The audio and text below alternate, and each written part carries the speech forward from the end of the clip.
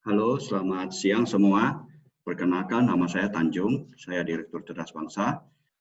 Terima kasih sudah hadir siang ini ya untuk acara kita hari ini. Kita akan membahas seluk-beluk sekolah ke China, lalu program apa yang cocok buat kita, lalu setelah masalah COVID ini selesai, kira-kira pekerjaan apa yang akan booming, lalu pekerjaan apa yang akan tereliminasi ya seiring dengan perkembangan zaman.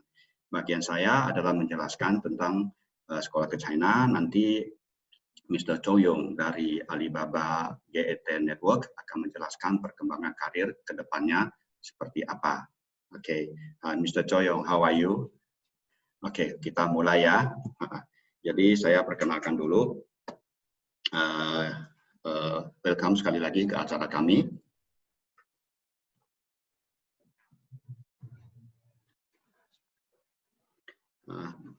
Ini Anda udah dapat semua ya gambar ini ya. Oke, saya perkenalkan dulu kami dari China Campus Network dan Cerdas Bangsa ya. Cerdas Bangsa adalah suatu konsultan pendidikan lalu sekolah yang spesialis bahasa Chinese, berdiri sejak tahun 2000 dengan kepala sekolah kami adalah Profesor Maharani PhD. Ya, jadi sejauh ini sejauh ini kami mempunyai murid sekian, lalu kami memberangkatkan murid untuk sekolah ke China sejumlah 3.000-an orang. Lalu di tempat kami juga adalah offshore campus untuk pendidikan S1, S2, dan sebentar lagi kami akan buka kelas S3. Ya, sudah ada 7 angkatan yang S1 tamat, 5 angkatan untuk S2, gitu ya.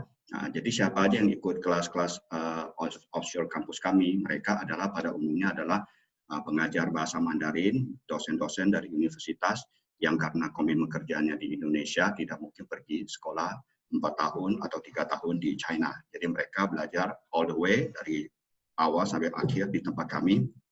Nah, setelah selesai mereka mendapat gelar sarjana atau master. Ya, nah begitu seterusnya. Lalu kami juga membantu anak-anak untuk mencapai nilai HSK-nya yang mereka targetkan. Ya, so far sudah sekitar 600 orang yang kami bantu untuk mencapai target HSK. Seperti itu kira-kira kegiatan kami selama ini, selama 20 tahun kami berdiri di sini ya. Nah, perkenalkan ini tim kami. Tim kami untuk studi ke China. Ini untuk khusus anak-anak murid teman-teman yang studi ke China ya. Tadi yang menjadi moderator kita adalah Lause Evani, dan ini adalah saya, dan ini adalah kepala sekolah kami, Profesor Maharani PhD. Oke, kita lanjut. Oke, jadi susunan acara hari ini adalah why study ke China, itu saya akan bawakan. Lalu kedua, kenapa harus memilih China Campus Network? Kenapa tidak langsung masuk aja ke universitas tujuan Anda, begitu ya? Nah, itu bagian saya akan menerangkan apa keuntungannya.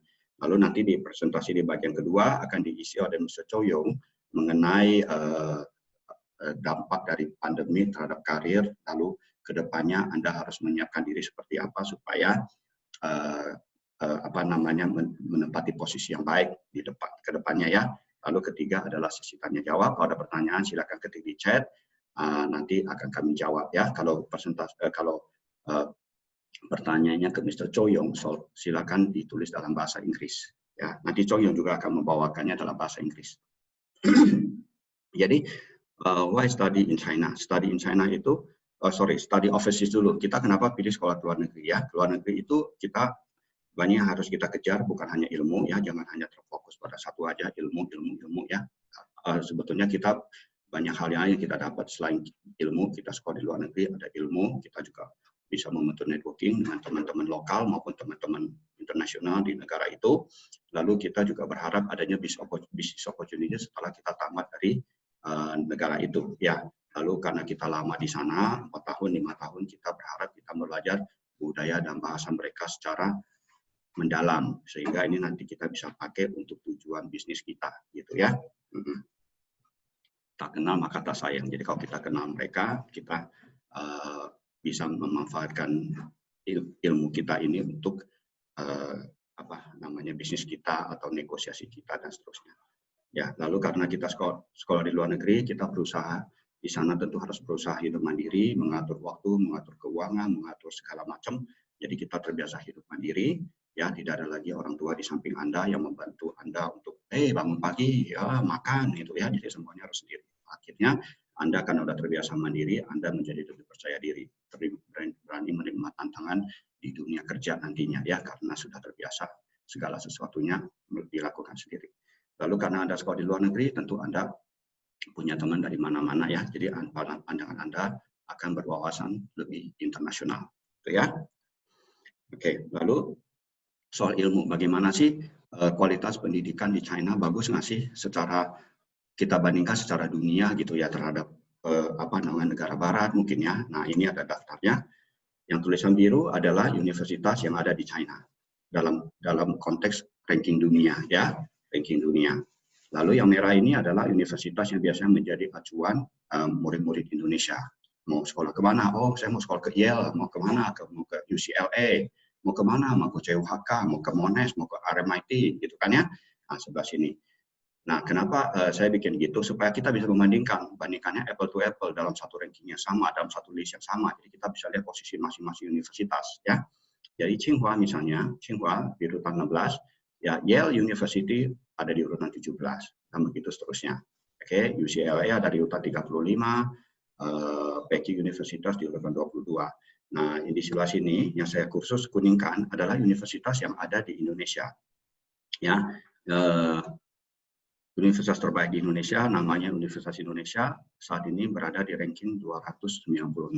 Ya, jadi kalau kita lihat begini perspektif internasional, universitas di China itu secara ranking dunia posisinya sangat baik. Ya, ada 39 universitas saat ini yang masuk dalam ranking dunia dari China.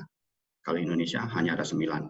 Ya, nomor 1 Universitas Indonesia, sampai ke nomor 9 itu ITS ya gitu. Satu-satunya universitas swasta yang masuk ranking dunia hanya BINUS, yaitu di blok antara 800 sampai 1000, ranking bloknya itu 800 sampai 1000, hanya BINUS, yang lain-lain tidak ada. Yang lainnya semua universitas negeri ya. Jadi dari sini kita sudah bisa membandingkan, bisa melihat bagaimana kualitas universitas di China. Lalu ini kan pendidikan universitas ya, bagaimana dengan sekunderinya, SMA-nya, SMP-nya gitu ya. Ini daftarnya. Pendidikan SMP, SMA China juga sangat baik, terbukti dengan PISA. Ini ujian PISA, ya, ujian seperti O-level gitu ya, untuk anak yang usia 16 tahun. Biasanya diselenggarakan 3 tahun sekali dan diikuti oleh 60-70 negara biasanya. Nah dari sini negara-negara dunia itu membandingkan, oh posisinya di sini berarti pendidikan saya masih kurang gitu. Jadi dibandingkan. Nah untuk yang terakhir ini PISA tahun 2018 baru dipublish di Desember 2019. Ini yang terbaru ya, data ini yang terbaru. China urutan pertama dengan skor almost perfect, hampir perfect, yaitu 1.700-an sekian. Perfectnya adalah 1.800 ya. Lalu disusul Singapura, nah Estonia dan seterusnya. Amerika ada di urutan ke-22, 22 ya. Oke, kita lanjut. Jadi dari pendidikan dari secondary maupun tertiary, China di dunia internasional sudah mulai berbicara, sudah kelihatan hasilnya ya, sudah kelihatan unggulnya gitu. Lalu apa benefit tadi kan keuntungan sekolah di luar negeri. Sekarang kita lihat keuntungan sekolah yang khusus hanya di China, gitu ya. Pertama, keuntungan karir dan bisnis. Ya, tentu kita tahu kalau kita bisa menguasai Mandarin, tentu karir kita cepat meningkat, gitu ya. Kami ada di tempat kami sekarang lagi belajar ada 3 orang. Kami ajak ngomong ya. Mereka itu tiga-tiganya lulusan Amerika. Mereka tidak saling mengenal saat di Amerika. Jadi begitu lulus, mereka pergi ke Singapura, masing-masing ke Singapura cari kerja. Ya. Begitu pertama kali datang interview, di detik pertama ketemu HRD, yang pertanyaan pertama adalah, kamu bisa Mandarin tidak? Bukan kamu bisa Inggris, padahal ini di Singapura ya, kamu bisa Mandarin tidak? Gitu loh. Ya, jadi akhirnya mereka gak dapat kerja, ya pulang ke Indonesia, belajar Mandarin dulu di tempat kami. Gitu, ya. Nah, di tempat sini, satu cerita baru ketahuan, ternyata mereka punya nasib sama semua di Singapura. Gitu ya, jadi Mandarin itu semakin penting. Singapura yang pakai Inggris pun diminta bisa Mandarin. Lalu business opportunity tentu semua orang tahu ya, impor barang dari China atau ekspor barang ke China. China adalah pengimpor barang terbesar dan pengekspor barang terbesar di dunia. Lalu bahasa Mandarin juga menjadi bahasa yang sangat luas pemakaiannya. Ya, lihat daftar ini, the world's most spoken languages, bahasa yang paling banyak dipakai di dunia ini pertama adalah Chinese, kedua Spanish, ketiga baru bahasa Inggris dan seterusnya ya. Lalu benefit spesifik kalau kita sekolah ke China adalah membangun networking yang luas, Saat ini China ada murid dari hampir 190 negara dan teritori. Jadi itu hampir semua manusia di dunia hadir di sana ya. Jadi kalau kita pandai bergaul, kita membangun networking, kita bisa bergaul dengan banyak orang. Teman-teman ini nanti suatu hari akan menjadi aset buat kita untuk bisnis berusaha. Lalu keuntungan kedua adalah karena China sedang membuat suatu proyek yang sangat raksasa, terbesar sepanjang manusia ada, yaitu One Belt One Road. Ya, sekarang sudah dirubah namanya menjadi BRI, Belt and Road Initiative. Oke, Belt and Road Initiative. Nah, ini mencakup sekitar 65% dari populasi dunia di sini. Ini networking yang dibangun oleh China. 65% dari total penduduk dunia tercover oleh jaringan kerjasama ini. Nah, Indonesia beruntung karena Indonesia ada di sini, di bawah sini. Nah, Indonesia termasuk salah satu jaringan yang tergabung di dalam BRI, Belt and Road Initiative. Jadi kalau kita menguasai bahasanya, menguasai budayanya, kita menguasai ilmu pengetahuannya, kita bisa bernetworking dengan China atau dengan jaringan yang sudah tersedia oleh satu koridor ini untuk keuntungan kita tentunya ya. Jadi belajar Mandarin, networkingnya luas. Belajar ilmu S1 di China atau S2 di China, networking kita akan semakin luas. Lalu ketiga, sekolah di China itu masih murah banget sekarang ya, masih murah banget. Jadi biaya pendidikan 1 tahun itu range antara 36 juta uang sekolah setahun penuh sampai 64 juta untuk master gitu ya. Lalu biaya hidup juga murah banget, kita bisa lihat dari makanannya di sini, itu makanan yang setiap hari dimakan oleh murid pada umumnya di kantin, ya murah sekali biayanya, biaya hidupnya murah sekali gitu ya.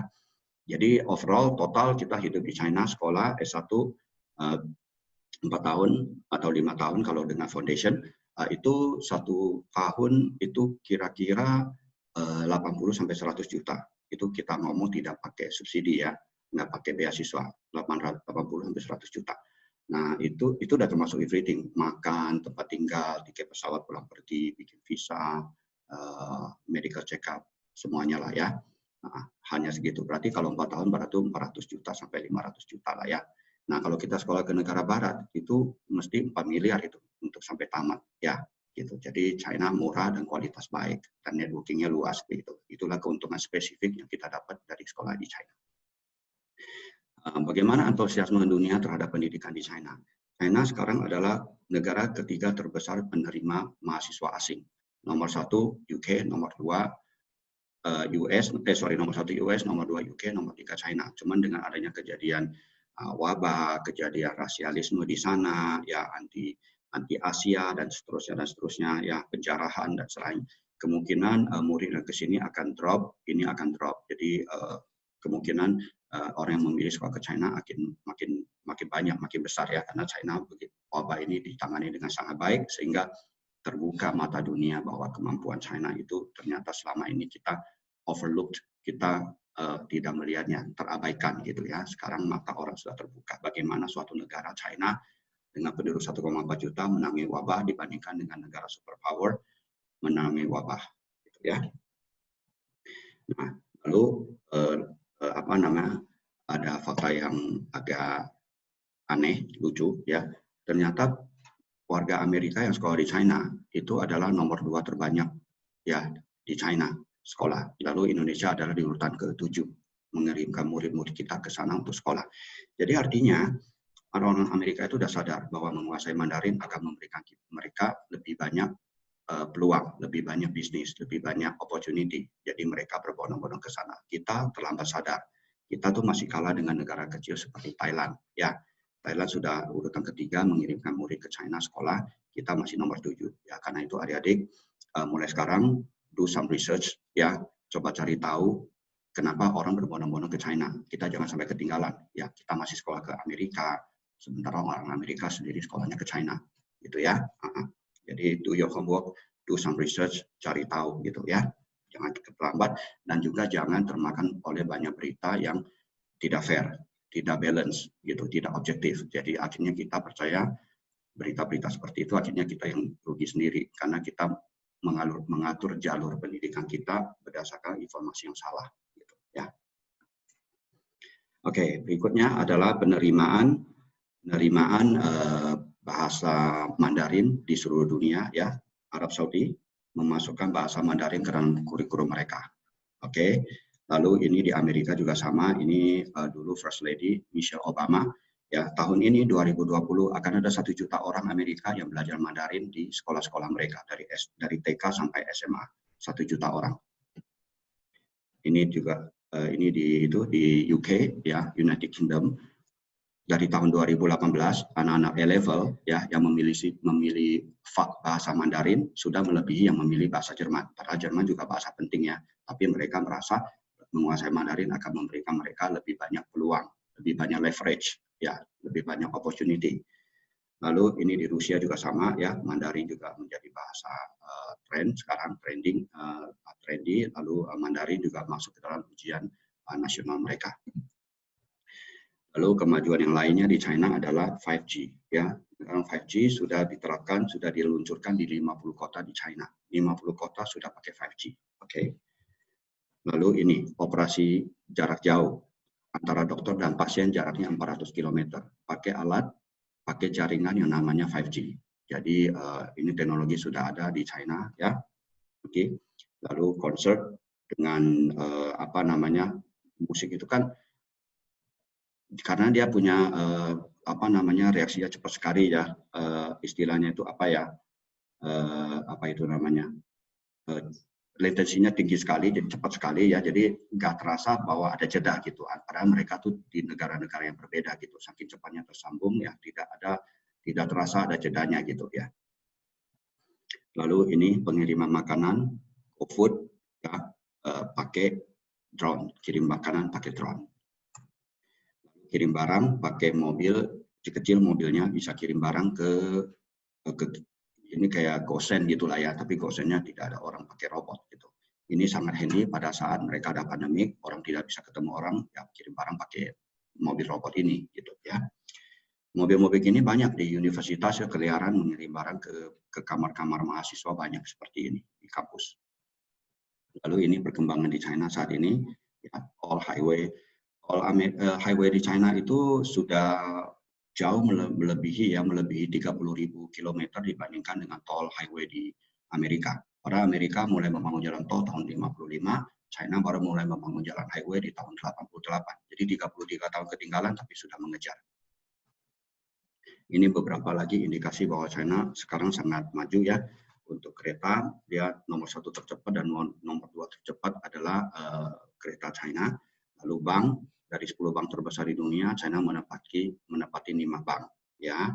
4 diantaranya adalah 1, 2, 3, 4, urutan pertama, kedua, ketiga, dan keempat.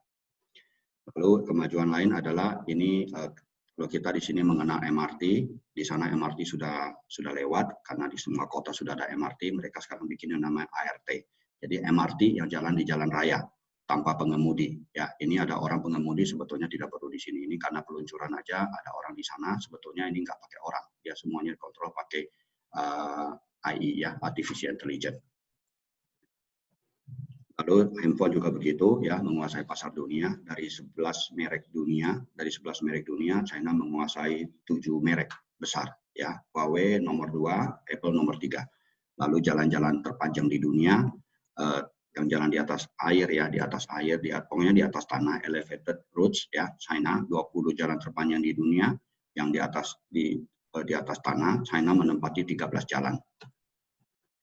20 gedung tertinggi di dunia, China menempati lebih dari setengahnya, 11 gedung, ya. Amerika 2, Arab Saudi baru 2, gedung-gedung tertinggi di dunia. Lalu superkomputer juga sama. Superkomputer tercepat di China dengan kecepatan segini, superkomputer tercepat di Amerika dengan kecepatan segini, kecepatannya adalah 5,4 kali lipat lebih cepat daripada yang dipunyai yang tercepat yang ada di Amerika. Pengiriman barang, pedesaan, JD.com sudah pakai drone sejak beberapa tahun yang lalu.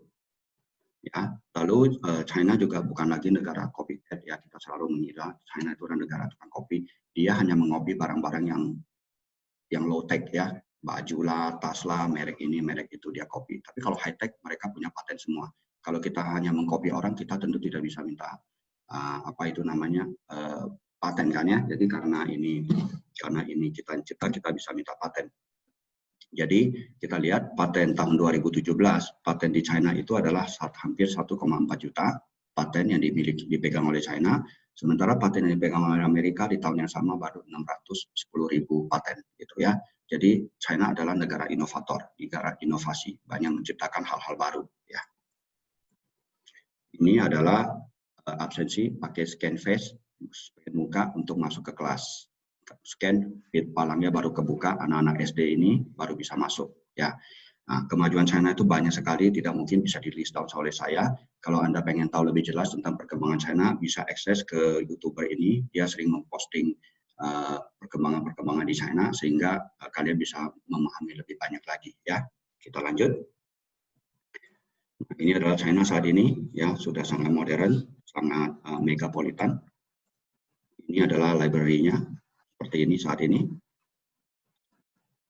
Gedungnya, ya, jalan yang di atas air, di atas danau, di atas rawa, seperti ini. Ini terpanjang itu sampai 100-an kilometer. Oke, ini adalah airport terbaru di Beijing. Ya, airport ini kalau nanti sudah kapasitas penuh akan bisa menampung keberangkatan 1.570 pesawat dalam sehari. Dalam 24 jam 1.570 pesawat bisa landing and take off dari sini. Ya, oke. Itu sekilas tentang perkembangan kemajuan di China dan kenapa Anda harus ke China untuk sekolah gitu ya. Banyak keuntungannya, di samping biayanya masih murah. China tidak akan murah selamanya ya. Dengan suatu negara berkembang tentu semuanya akan jadi lebih mahal. Jadi inilah kesempatan yang terbaik buat kamu. Opportunity-nya ada di sana, harga lagi murah. Ya, grab it, manfaatkan. Ya, sekarang kita masuk ke bagian kedua saya. Kita bagaimana kita sekolah di China, lalu bagaimana sekolah kita di China itu bisa membantu kita ya, karena kadang-kadang bahasa Mandarin itu susah buat kita mengerti gitu ya. Bagaimana kalau saya fail di sana? Nah, jadi kita ada satu program yang membuat Anda lebih mungkin berhasil untuk kuliah di China, plus ada beasiswa, plus ada program yang namanya GET, program Global E-commerce Talent Program. Ya, kita mulai ya. Nah, jadi ini cara suatu konsorsium pendidikan di China namanya China Campus Network atau disingkat CCN.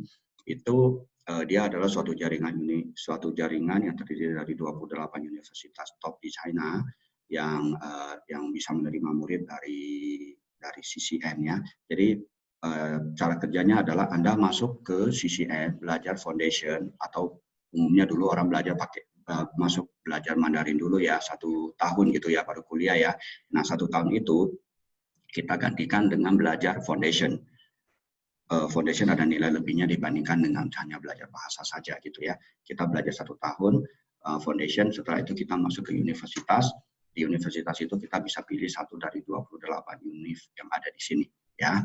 Lalu kita ada di 12 lokasi di dunia, cabang kita ada 12, di Indonesia adalah China Campus Network Indonesia, itu adalah kami ya.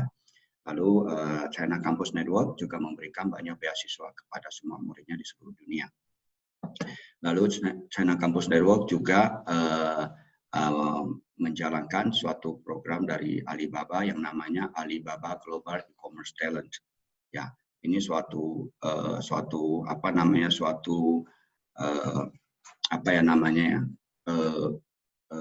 istilahnya apa itu ya, training kualifikasi sehingga Anda dianggap qualified untuk menjalankan dunia e-commerce gitu ya.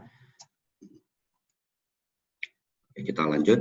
Jadi 28 universitas itu apa saja? 28 universitas itu adalah ini semua, 28 ya. Kualitasnya seperti apa? Kualitasnya 3 adalah top 100 dunia, within 100, ranking 100 ya dunia. 17 adalah ranking 200, top 200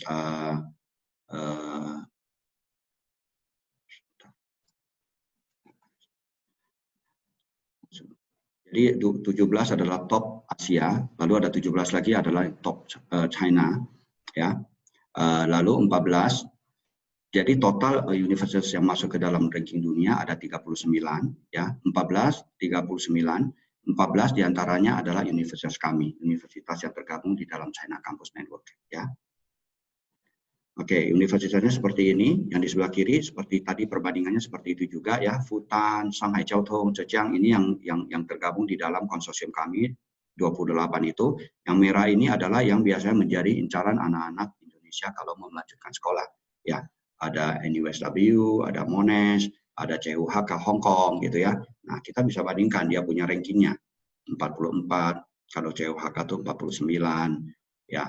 Kita bisa membandingkan gitu ya. Universitas Indonesia ada di sini. Ini ranking agak lama sedikit ya. Tadi kan 296, tapi karena ini rankingnya setahun lebih tua. Waktu itu Universitas Indonesia masih 292, sekarang udah jadi 296 ya, agak turun sedikit. Udah jelas ya? Oke. Lalu kalau dia bukan ranking dunia, universitas kami, mereka pada umumnya adalah ranking nasional. Ini ranking nasional namanya 985. Lalu satu lagi ranking nasional yang satunya lagi namanya 211 ya. Kami hadir di 12 negara seperti yang sudah kami sebut ini. Indonesia adalah kami, ya. Indonesia adalah cerdas bangsa. Saat ini kami mempunyai 1.000 murid yang sedang bersekolah di China. Ini adalah tim kami dari seluruh dunia. Pada saat itu kami sedang berkumpul di Alibaba, ya, headquarter-nya Alibaba. Nah, itu adalah sebaran universitas kami, 28 itu tersebar di sini ya, bisa dilihat. Lalu berikutnya beasiswa. Kan tadi saya bilang beasiswa ya. Beasiswa seperti apa? Beasiswanya cukup generous, cukup banyak yang diberikan ya. Ada kategori A0, A1, A3, A4. A0 yang terbaik ya tentunya kita dapat uang sekolah 100%, dapat biaya akomodasi dan kadang-kadang ada yang tidak, kita masih mendapat lagi living expenses, uang saku lagi ya. Ini yang terbaik, tentunya kita berusaha mengejar ini. Lalu kalau kita tidak dapat itu, turunnya adalah uang sekolah free 100%, lalu turunnya lagi 50%, lalu turunnya lagi 30% uang sekolah free gitu ya, untuk diskonnya, beasiswanya. Lalu kedua, konsep pendidikannya seperti apa sehingga kok bisa membantu saya lebih mudah berkuliah di China gitu ya, seperti ini. Nah, ini adalah sedikit gambaran orang-orang luar negeri yang sekolah di China, walaupun mereka sudah punya HSK bagus, HSK 5, HSK 4, HSK 5, tapi mereka tetap ada kesulitan di pelajaran sekolah. Kenapa? Karena mereka datang hanya menguasai HSK. HSK itu adalah bahasa Mandarin umum, General Chinese, yang mereka belum belajar banyak hal lagi, misalnya Chinese for academic purpose, Chinese untuk keperluan akademis, belum. Mereka juga belum lagi matematika, fisika, kimia dalam bahasa Mandarin. Jadi akhirnya mereka keteteran, walaupun HSK mereka secara penerimaan murid mereka sudah qualified, sudah diterima ya. Jadi ini dia bilang dia tidak bisa matematika, macam-macam. Ada yang tidak bisa menulis paper dengan 200 karakter, macam-macam masalah mereka ya, karena mereka hanya datang dengan modal HSK saja gitu ya. Nah, kami lebih dari hanya HSK. Seperti ini. Ini yang pada umumnya anak-anak Indonesia atau anak-anak dunia datang ke China itu begini. Mereka hanya fokus mengejar HSK. Hani Shiping Kausi. Suji, uji, 4 atau 5, level 4 atau 5 mereka sudah bisa masuk kuliah. Tapi sebetulnya mereka masih sangat tidak cukup karena masih banyak pintu yang tertutup bagi mereka yang abu-abu ini. Nah, konsep kami adalah seperti ini. Anda datang, Anda menghabiskan waktu 1 tahun untuk belajar Mandarin, kami alihkan ke program kami seperti ini. Ya, tetap 1 tahun belajarnya, tidak lebih. Ya, malah bisa 4 bulan atau 5 bulan kalau Anda punya Mandarin sudah memadai, itu hanya tinggal dipoles sedikit Anda sudah bisa kuliah. Ya, jadi kami memberikan General Chinese sama seperti HSK tadi ini, ya, sama seperti HSK General Chinese. Lalu kami memberikan Chinese untuk keperluan akademis, ya, bahasa-bahasa akademis, bahasa-bahasa sains, bahasa-bahasa ekonomi, gitu ya.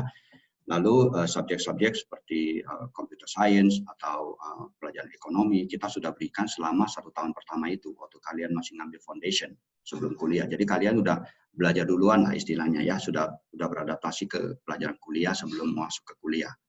Lalu study skill, kalian akan diajarkan bagaimana melakukan research, bagaimana menulis paper dan seterusnya, gitu, supaya kamu bisa lebih survive di universitas. Lalu perbedaan budaya seperti apa, budaya mengajar orang Profesor China seperti apa kita aturkan. Lalu kami juga membentuk mengarahkan Anda untuk career minded, lebih tahu career awareness gitu ya. Jadi setelah 1 tahun kalian di foundation, kita berharap kamu mendapatkan 4 kualitas ini. Ya, kualitas secara akademis kamu udah siap, matematika, fisika, kimia dalam Mandarin sudah oke, atau matematika bisnis kamu udah oke. Pelajaran-pelajaran seperti ekonomi atau computer science kamu sudah oke dalam Mandarin. Ya, jadi sudah lebih siap. Lalu secara linguistik juga sudah lebih siap ya, karena kamu sudah diajarkan lebih daripada hanya belajar HSK aja. Lalu secara budaya juga kamu sudah lebih bisa beradaptasi kepada budaya belajar di universitas di China. Lalu secara keprofesionalitas employment kamu sudah lebih siap, lebih mengerti. Ada job orientation, ada workshop segala macam, itu kamu bisa ikutin dan itu akan memberi nilai tambah kepada kamu gitu, ya. Untuk business stream, nanti di dalam foundation itu ada 3 stream, ya, ada bisnis, ada science and technology, and ada humanities, gitu. Jadi untuk bisnis kamu belajarnya seperti ini. Anda belajarnya seperti ini, academic Chinese dan Chinese umum dan Chinese for academic purpose, ya. Lalu pelajaran-pelajaran university kamu udah belajar duluan sebelum masuk ke universitas, sudah disiapkan dari foundation. Lalu matematika, fisika, kimia juga disiapkan. Nah, kalau Anda maunya masuk dari jalur science and technology atau science and engineering, kamu belajarnya seperti ini. Chinese dan Chinese for academic purpose yang dalam untuk stream yang dalam bentuk science, ya, science language gitulah ya. Lalu pelajaran universitas kamu dapat ini computer science, lalu core subjeknya dapat matematika, fisika, kimia, all in English, all in Mandarin gitu ya, supaya nanti pas masuk ke universitas kamu tidak bingung gitu ya. Bisa ikuti sinus, kosinus, ya, turunan, percepatan, kecepatan, kamu udah menguasai. Lalu kalau yang tidak suka matematika, jangan berkecil hati. Di China juga ada program-program yang tidak perlu matematika, namanya pendidikan humanities. Humanities itu tidak ada matematika, tidak ada sains, ya, tidak ada bisnis. Kamu hanya belajar matematika, bahasa Mandarin, terus belajar bahasa Mandarin lebih mendalam lagi. Jadi selama 1 tahun itu, atau 4 bulan atau 5 bulan, sesuai dengan kebutuhan kamu pada saat masuk ke foundation itu belajarnya Mandarin aja gitu ya. Nah, ini adalah orang-orang yang sudah berhasil melewati foundation, dan sudah diterima di universitas. Ada yang diterima di Tianjin dengan scholarship dapat kategori A0, ada yang masuk ke Fudan dapat beasiswa A0. Ini juga masuk ke Tianjin dapat kategori A0, ya. Oke, berikutnya yang mau saya bahas adalah beasiswa CCN yang tadi sudah dibahas, lalu GET dan project based learning-nya. Jadi saya agak ulang sedikit, IP itu membentuk foundation yang solid buat kamu nanti kuliah. Ya kan, sekarang 1 tahun ini daripada belajar bahasa tok dialihkan untuk belajar foundation, lebih dari sekedar hanya belajar bahasa. Ya, lalu mendapat beasiswa pada saat Anda kuliah 4 tahun di China itu di universitas di 28 universitas itu dapat beasiswa, ya. Dan untuk menentukan dapat beasiswanya berapa, itu enaknya ya adalah kita dia melihat dari nilai SMA, bukan dari nilai foundation, ya. Jadi nilai SMA kita bagus, kita bisa mendapat beasiswa yang lebih tinggi gitu loh. Enggak seperti, oh saya ambil IP dulu, kalau IP saya bagus baru saya dapat beasiswa. Tidak ya. Jadi beasiswa sudah ditentukan selagi kamu belum berangkat ke China. Sudah tahu nanti saya di kuliah nanti saya dapat beasiswa jenis apa. Sudah tahu saat ini juga gitu ya. Lalu kan dapat beasiswa tapi tidak ada kontrak kerja. Setelah selesai sekolah boleh silakan pulang, nggak masalah. Atau mau cari kerja dulu di China juga oke, nggak masalah. Lalu selama program foundation berlangsung, selama nanti di universitas ya, setelah foundation 1 tahun atau 4 bulan atau 5 bulan tadi itu, kamu akan masuk ke universitas, belajar di universitas sesuai kurikulum universitas ya. Nah di situ selama kamu kuliah 4 tahun, di situ akan diisikan, ditambahkan dengan program Alibaba GET. Jadi artinya kamu belajar di universitas, Terus liburan antar semester, semester 1 ke semester 2 kan ada liburan tuh ya. Kamu nggak langsung pulang dulu. Kamu melanjutkan program GET dulu selama beberapa minggu, baru pulang ke Indonesia. Nanti tahun kedua, liburan berikutnya juga begitu, liburan berikutnya juga begitu. Sampai nanti akhirnya kamu tamat dan mendapat sertifikat GET. Kalau berhasil lulus lewat proyek-proyeknya. Ya. Nah, kalau kamu lulus, lalu kamu mendapat sertifikat, kamu akan tergabung di dalam jaringan GET Network. GET Network ini isinya apa? Isinya adalah alumni-alumni yang telah lulus dari program GET, dan banyak di sana banyak perusahaan partnernya Alibaba yang juga mencari orang dengan talenta yang lulusan GET. Karena GET ini adalah lulusan yang baik, banyak orang yang minta. Jadi dengan sendirinya kamu juga akan dicari orang gitu loh. Punya alumni, lalu punya perusahaan-perusahaan yang memang targetnya merekrut lulusan-lulusan dari GET Network ya. Nah, terus kalau saya bukan jurusan e-commerce, saya masa belajar GET gitu ya. GET itu adalah mind changing, membuka mindset kita GET ini. Jadi semua bidang di dunia ini saat ini semuanya akan harus sejalan dengan perkembangan digital ekonomi. Ya, kamu mau engineering, kamu mau kedokteran, kamu mau apapun, tetap harus sejalan dengan digital ekonomi. Digital ekonomi itu terdiri dari lima pilar ini ya. Jadi walaupun misalnya kamu ambil engineering atau kamu ambil accounting misalnya, itu kamu harus punya mindset bagaimana digital ekonomi ini bekerja sehingga kamu bisa menempatkan diri kamu ke posisi yang lebih menguntungkan. Gitu loh. Ya, banyak bidang tidak bisa berkembang atau mati karena tergerus oleh zaman. Nah, bagaimana kita membuat diri kita relevan? Membuat diri kita relevan lagi, membuat kita lebih menempati posisi yang baik gitu loh ya, merubah diri supaya kita tetap bisa eksis di dunia baru, dunia teknologi gitu ya. Nah, jadi GET ini cocok untuk siapa aja di bidang apa aja, supaya kita ada mindset, lalu kita bisa melihat gambar yang lebih luas, bit and pieces-nya. Kita tuh bit and pieces-nya, kita satu mur dari segi satu mesin utuh, tapi kita harus bisa melihat cara bekerja mesin utuh itu bagaimana. Jadi bagaimana mur saya ini bisa berfungsi di dalam mesin yang besar ini gitu. Ya, jadi bidang apa aja GET ini tetap berguna buat kita. Nah, ini adalah GET ya. Boleh dibaca nanti di screenshot aja kalau mau ya, nanti dibaca sendiri. Nah, yang tadi saya bilang itu pendidikannya seperti itu ya. Jadi antar ini sekolah ini semester sekolah ini di sekolah-sekolah, lalu selama liburan kalian nggak langsung pulang, kalian isi dengan program GET di sini GET, program GET gitu ya. Jadi GET itu adalah tambahan di dalam SKS yang udah kamu dapat dari universitas. Kalau kamu nggak masuk ke CCN, nggak dapat GET. Ya liburan ya pulang, nggak dapat apa-apa gitu ya. Kalau GET, kalau dengan CCN selama liburan nggak usah pulang, ambil GET dulu, baru pulang ke Indonesia liburan. Gitu. Seperti ini kalau mau dibaca, ini kira-kira dia kegiatannya apa aja gitu ya. Ini boleh kalau mau di screenshot boleh, silakan nanti bisa dibaca sendiri ya. Lalu degree-degree apa aja yang ditawarkan oleh GET ya, oleh CCN. Program-programnya adalah seperti ini. Untuk bisnis, sorry ini agak nempel jadi satu ya.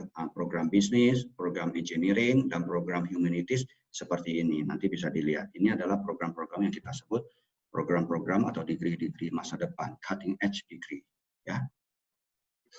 Nah, jadi kalau kalian nggak mau ini, nggak ada yang cocok, nggak apa-apa, masih banyak lagi. Karena 28 universitas itu menawarkan lebih dari 1.000 jurusan. Lebih dari 1.000 jurusan, jadi pilihannya luas sekali. Contohnya seperti yang ada di gambar ini. Ya, luas sekali pilihannya. Oke, ini kita lewatkan saja. Lalu bagaimana dengan biayanya? Mahal nggak sih kuliahnya dengan fasilitas yang diberikan atau nilai tambah yang seperti tadi kita lukiskan? Nah, seperti ini. Perkiraan biaya kuliah ya ini di universitas di CCN 1 tahun foundation plus 4 tahun kuliah adalah seperti ini. 1 tahun foundation plus 4 tahun kuliah 60 juta perkiraan udah all in termasuk biaya makan 3 kali sehari, tempat tinggal, tiket pesawat pulang pergi setahun sekali, medical check up, asuransi segala macam udah masuk ya. Itu 60 juta per tahun, kalau dikalikan 5 tahun ya 300 juta ya. dengan asumsi kalau kita dapat A0. Kalau Anda tidak dapat A0, anggap Anda dapat A1, berarti jadi 80 juta ya, karena beasiswanya akan berkurang. Lalu kalau dapat beasiswa A3, kalian kira-kira harus keluar biaya 105 juta per tahun kali 5 tahun ya untuk ini. Kalau ada satu program lagi nanti dibawakan lagi oleh Mr. Choyong, itu adalah program Alibaba Business School. Alibaba Business School itu tidak ada beasiswa, tapi uang sekolahnya masih murah. Ya. Jadi total sama foundation 1 tahun plus 4 tahun kuliah di Alibaba Business School. Total biaya adalah sekitar 112 juta per tahun. Tanpa beasiswa, karena dia tidak menawarkan beasiswa. 112 juta per tahun dikalikan 5 tahun gitu ya, untuk sekolah di Alibaba, sekolah entrepreneurship. Nah, selama yang tadi saya bilang itu 60-80 juta itu detailnya seperti apa? Ya seperti ini, bisa dilihat uang sekolah, apa item-item apa aja yang termasuk di dalam 60 juta atau 80 juta itu kita udah list down di sini ya, sehingga Anda bisa lihat apa aja yang belum termasuk di dalam biaya ini. Menurut hemat kami itu semua biaya udah termasuk 3 kali makan sehari ya. Yang belum termasuk hanya uang jajan. Kalau anak Anda mau makan di mall itu belum termasuk ya, makan di mall belum termasuk, atau beli macam-macam baju, kosmetik itu belum termasuk. Boleh di screenshot, nanti bisa dilihat pelan-pelan. Oke. Nah, ini kira-kira seperti ini ya kondisi di asrama anak-anaknya. Ini anak-anak kami yang di Shanghai. Anak-anak kami yang di Shanghai. Ini adalah keberangkatan di Jakarta. Kami antar mereka ke airport. Lalu ini dijemput di salah satu kota tujuan di Xi'an waktu itu. Mereka dijemput di Xi'an ya. Lalu ini penjemputan di kota lain lagi. Ini adalah keberangkatan ke Shanghai. Ya. Ini berangkat Shanghai, ini berangkat Shanghai, ini dijemput di Shanghai, ini dijemput di Shanghai. Ini penjemputan orang-orang dari negara-negara lain. Kelas seperti ini, kelas belajarnya seperti ini. Jadi teman kamu kiri kanan depan belakang pasti orang dari negara yang berbeda, ya. Ini suatu networking yang bagus. Oke, jadi kira-kira seperti itu gambaran saya ya untuk why you have to study in China dan how CCN can help you to membuat hidup kamu lebih mudah, untuk kuliah nanti akan lebih mudah ya. Sekian. Kalau ada pertanyaan silakan diketik di chat, nanti kami akan jawab. Kalau ada pertanyaan nanti buat Mr. Choyong itu bisa pakai bahasa Mandarin ya. Terima kasih sudah mendengarkan presentasi saya.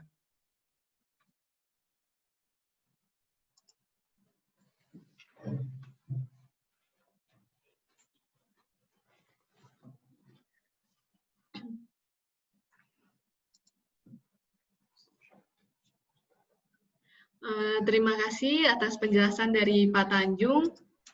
Setelah ini akan dilanjutkan dengan presentasi dari Mr. Choyong. Mr. Choyong, Chong, Zai Ma? Yes, Zai. 请. Can you hear me? Yes, I can hear you. Yeah, we can hear you. Can you see me? Yes. 您好，您好。你好，谭军，你好，陈老师，你好。我刚才看到陈玉兰陈老师也在。Okay, everyone, how are you? Can you see me? Yes, yes, we can see you. Yes, shall I start? Mr. Choyong. Okay, Tanjung. Yeah, thank you. Tanjung, thank you very much for inviting me to this afternoon for this live streaming. I'm actually at Hangzhou. I'm actually at the Alibaba Business School Innovation Center. So I think it's a very good place for me to introduce the GET and the digital economy, digital transformation, everything to the Indonesia audience. But also it's my honor. I mean, it's been really an Indonesian week because in Wednesday, I think, I did another live streaming to Indonesia together with our Chinese ambassador to ASEAN country. You know, I did a joint webinar with him to LSPR University for an hour. So this is the second time I'm doing it live streaming for Indonesia and audience. So really, it's my pleasure. Yeah, during the joint webinar, I learned two things from the ambassador to Asian country. I think this is a very important message. He said this year, year 2020, is the year of China and Asian country cooperation on digital economy development. That was the theme between Chinese and Asian country development year. So what I'm going to talk about today about GET and also about the digital transformation is really in line with what the governments between China and Asian country really is doing. But also during the joint webinar I had with him, he was saying there is a figure I think is very much important for us to. I also learned that figure actually from another conference from Chinese government conference. They basically saying there are 34% of the Chinese GDP now actually is performed by the digital economy. Probably that's the highest ratio in the world. I mean, in other developed countries, probably now is 10%. In other developing or emerging markets, probably it's only 5% or even less than 5%. So I think what is the actual opportunity if every country is going to, like China, actually have 34% of the their own country's GDP actually performed by the digital economy. So what's that going to look like? What kind of opportunities actually that is going to create for young people like your guys? So I think that's probably the topic I'm really going to cover today. And under this kind of circumstances, under this kind of changes, what kind of opportunities or what kind of people, what kind of talent we're actually looking for? That's really what kind of skills the young talent really is need. Now, it really becomes a problem. So that will be my topic for today. However, I mean, I believe everyone so far, I don't know what's the situation in Indonesia, is that getting better or not? I mean, we, of course, in China experienced in February, March, a huge, you know, kind of extremely like a social distance or lockdown at the home that was really suffering. I mean, I don't know what the situation now in Indonesia is. That getting better or is still in a lockdown situation? I mean, everyone must feel very, very uncomfortable about this pandemic. So I'm really saying people think it's the worst of times. It's really bad time. But you actually is even, I think the worst is actually yet to come. Because actually, if you look at post the pandemic, I think the job losses is going to be huge. I mean, this is really from the World International Labour Organization really saying, published in April, 195 million jobs actually will disappear, or will have job losses, about 195 million jobs around the world. A lot of people were losing their jobs. Okay, look at tourism industry. I believe Indonesia is one of the major tourist destination. You know, tourists and industry definitely will be declining 20% to 30%. I just called one of my friends, I mean, one of the lecturer, actually, GT lecturer, he's American. He lived in China for a long time. He actually went to Bali Island since the pandemic. And he told me now he can actually have a 700 square meter big house with 2 swimming pools, with 4 to 5 servants to serve them, and only cost them something like less than 10,000 RMB, which is less than $1,500 for a month. I mean, that's the price he's paying. It's because no one's going. You know, the price just goes straight down in Bali Island. I was really jealous. I said, I should go there, you know, really enjoying the lifestyle. You know, have 5 servants and 2 swimming pools and 700 square meters of houses. Yeah, that's actually what's going to happen. And in China, a lot of the travel agencies or travel OTA companies are now also go bankrupt, you know. And also look at international trade, of course, because the logistics, because the mobility of the goods and people also really going to decline, you know, 13 to 32%. A lot of the Chinese exporters now in China I mean, started losing their orders. You know, not only because the consumption power goes down, but also because of the logistics, everything now is also a problem. You know, so all these kind of things, I think it's really going to hit you sooner or later.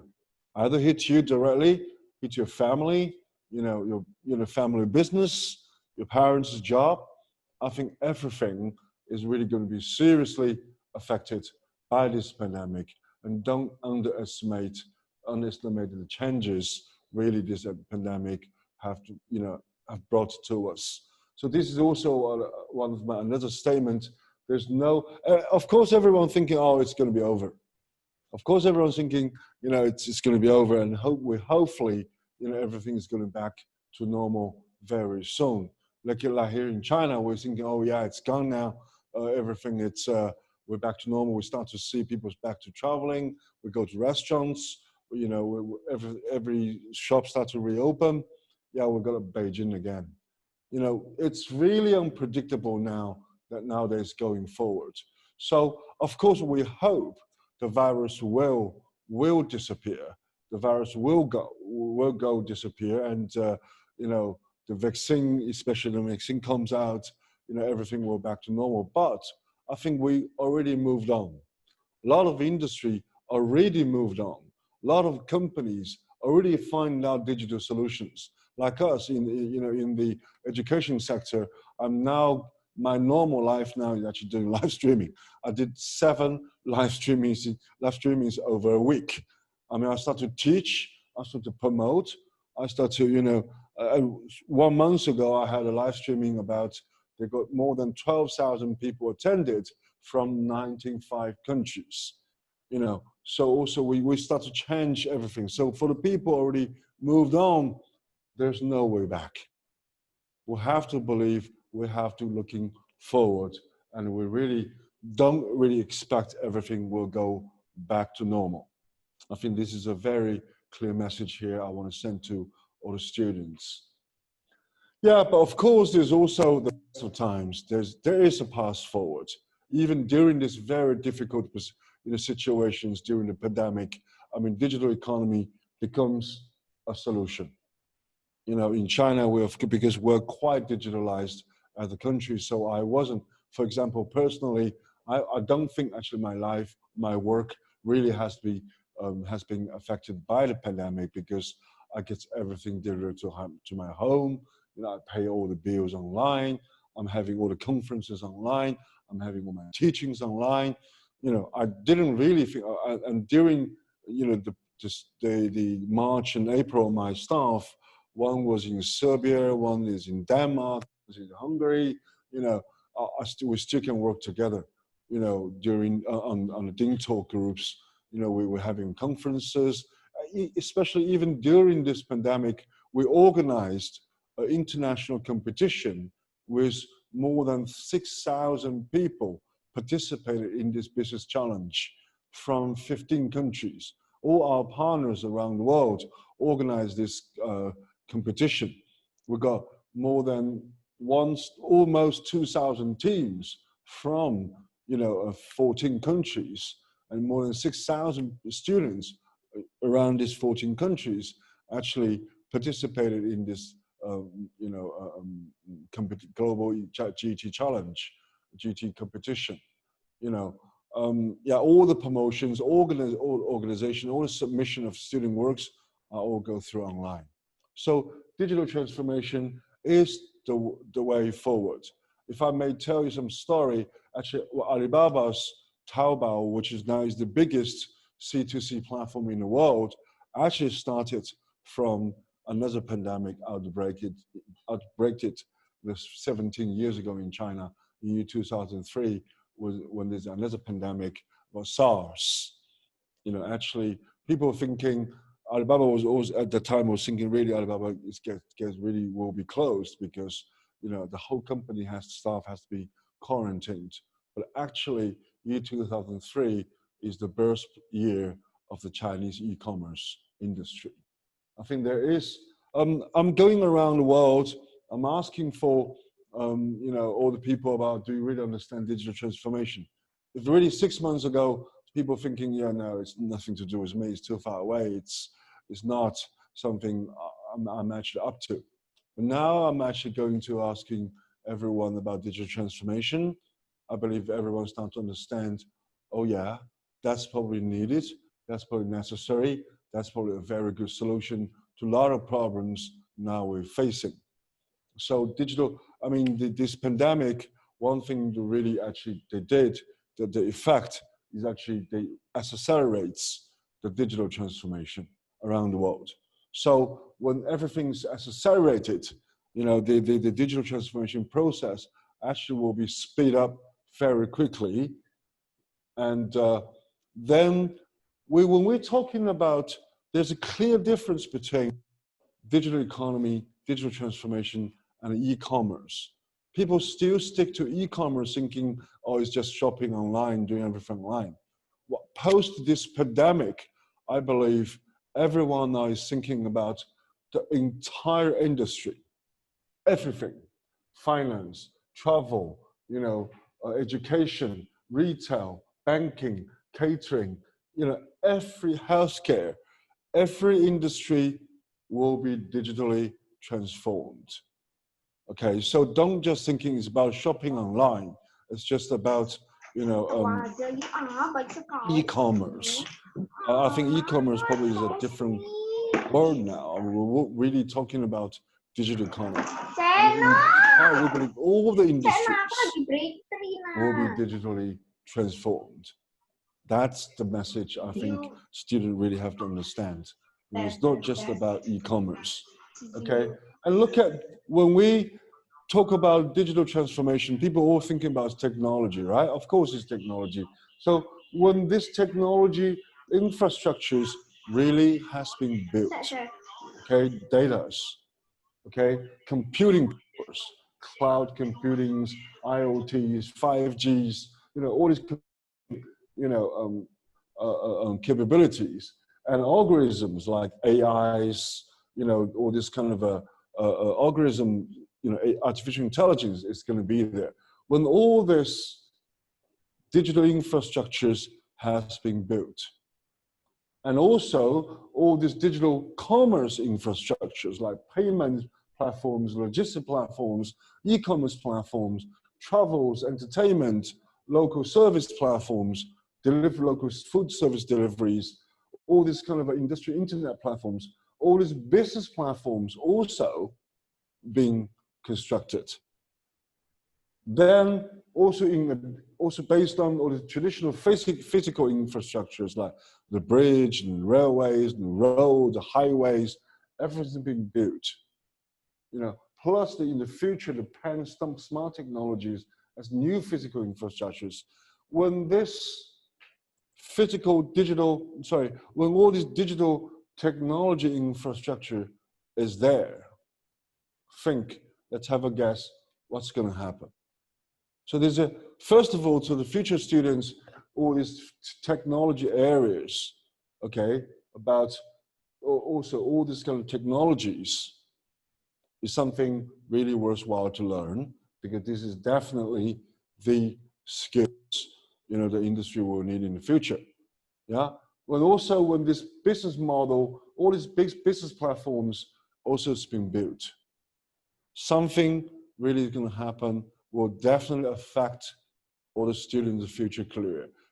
Thinking about you just high school graduates or university graduates, thinking about 4 to 5 years later, when you're actually going back to Indonesia or when you're going to other countries, thinking when all this, if you really come to China, China is actually a country now, all this kind of platform, you know, all this kind of infrastructure is really being built, thinking how can you really get a new job? What is your new job really looks like?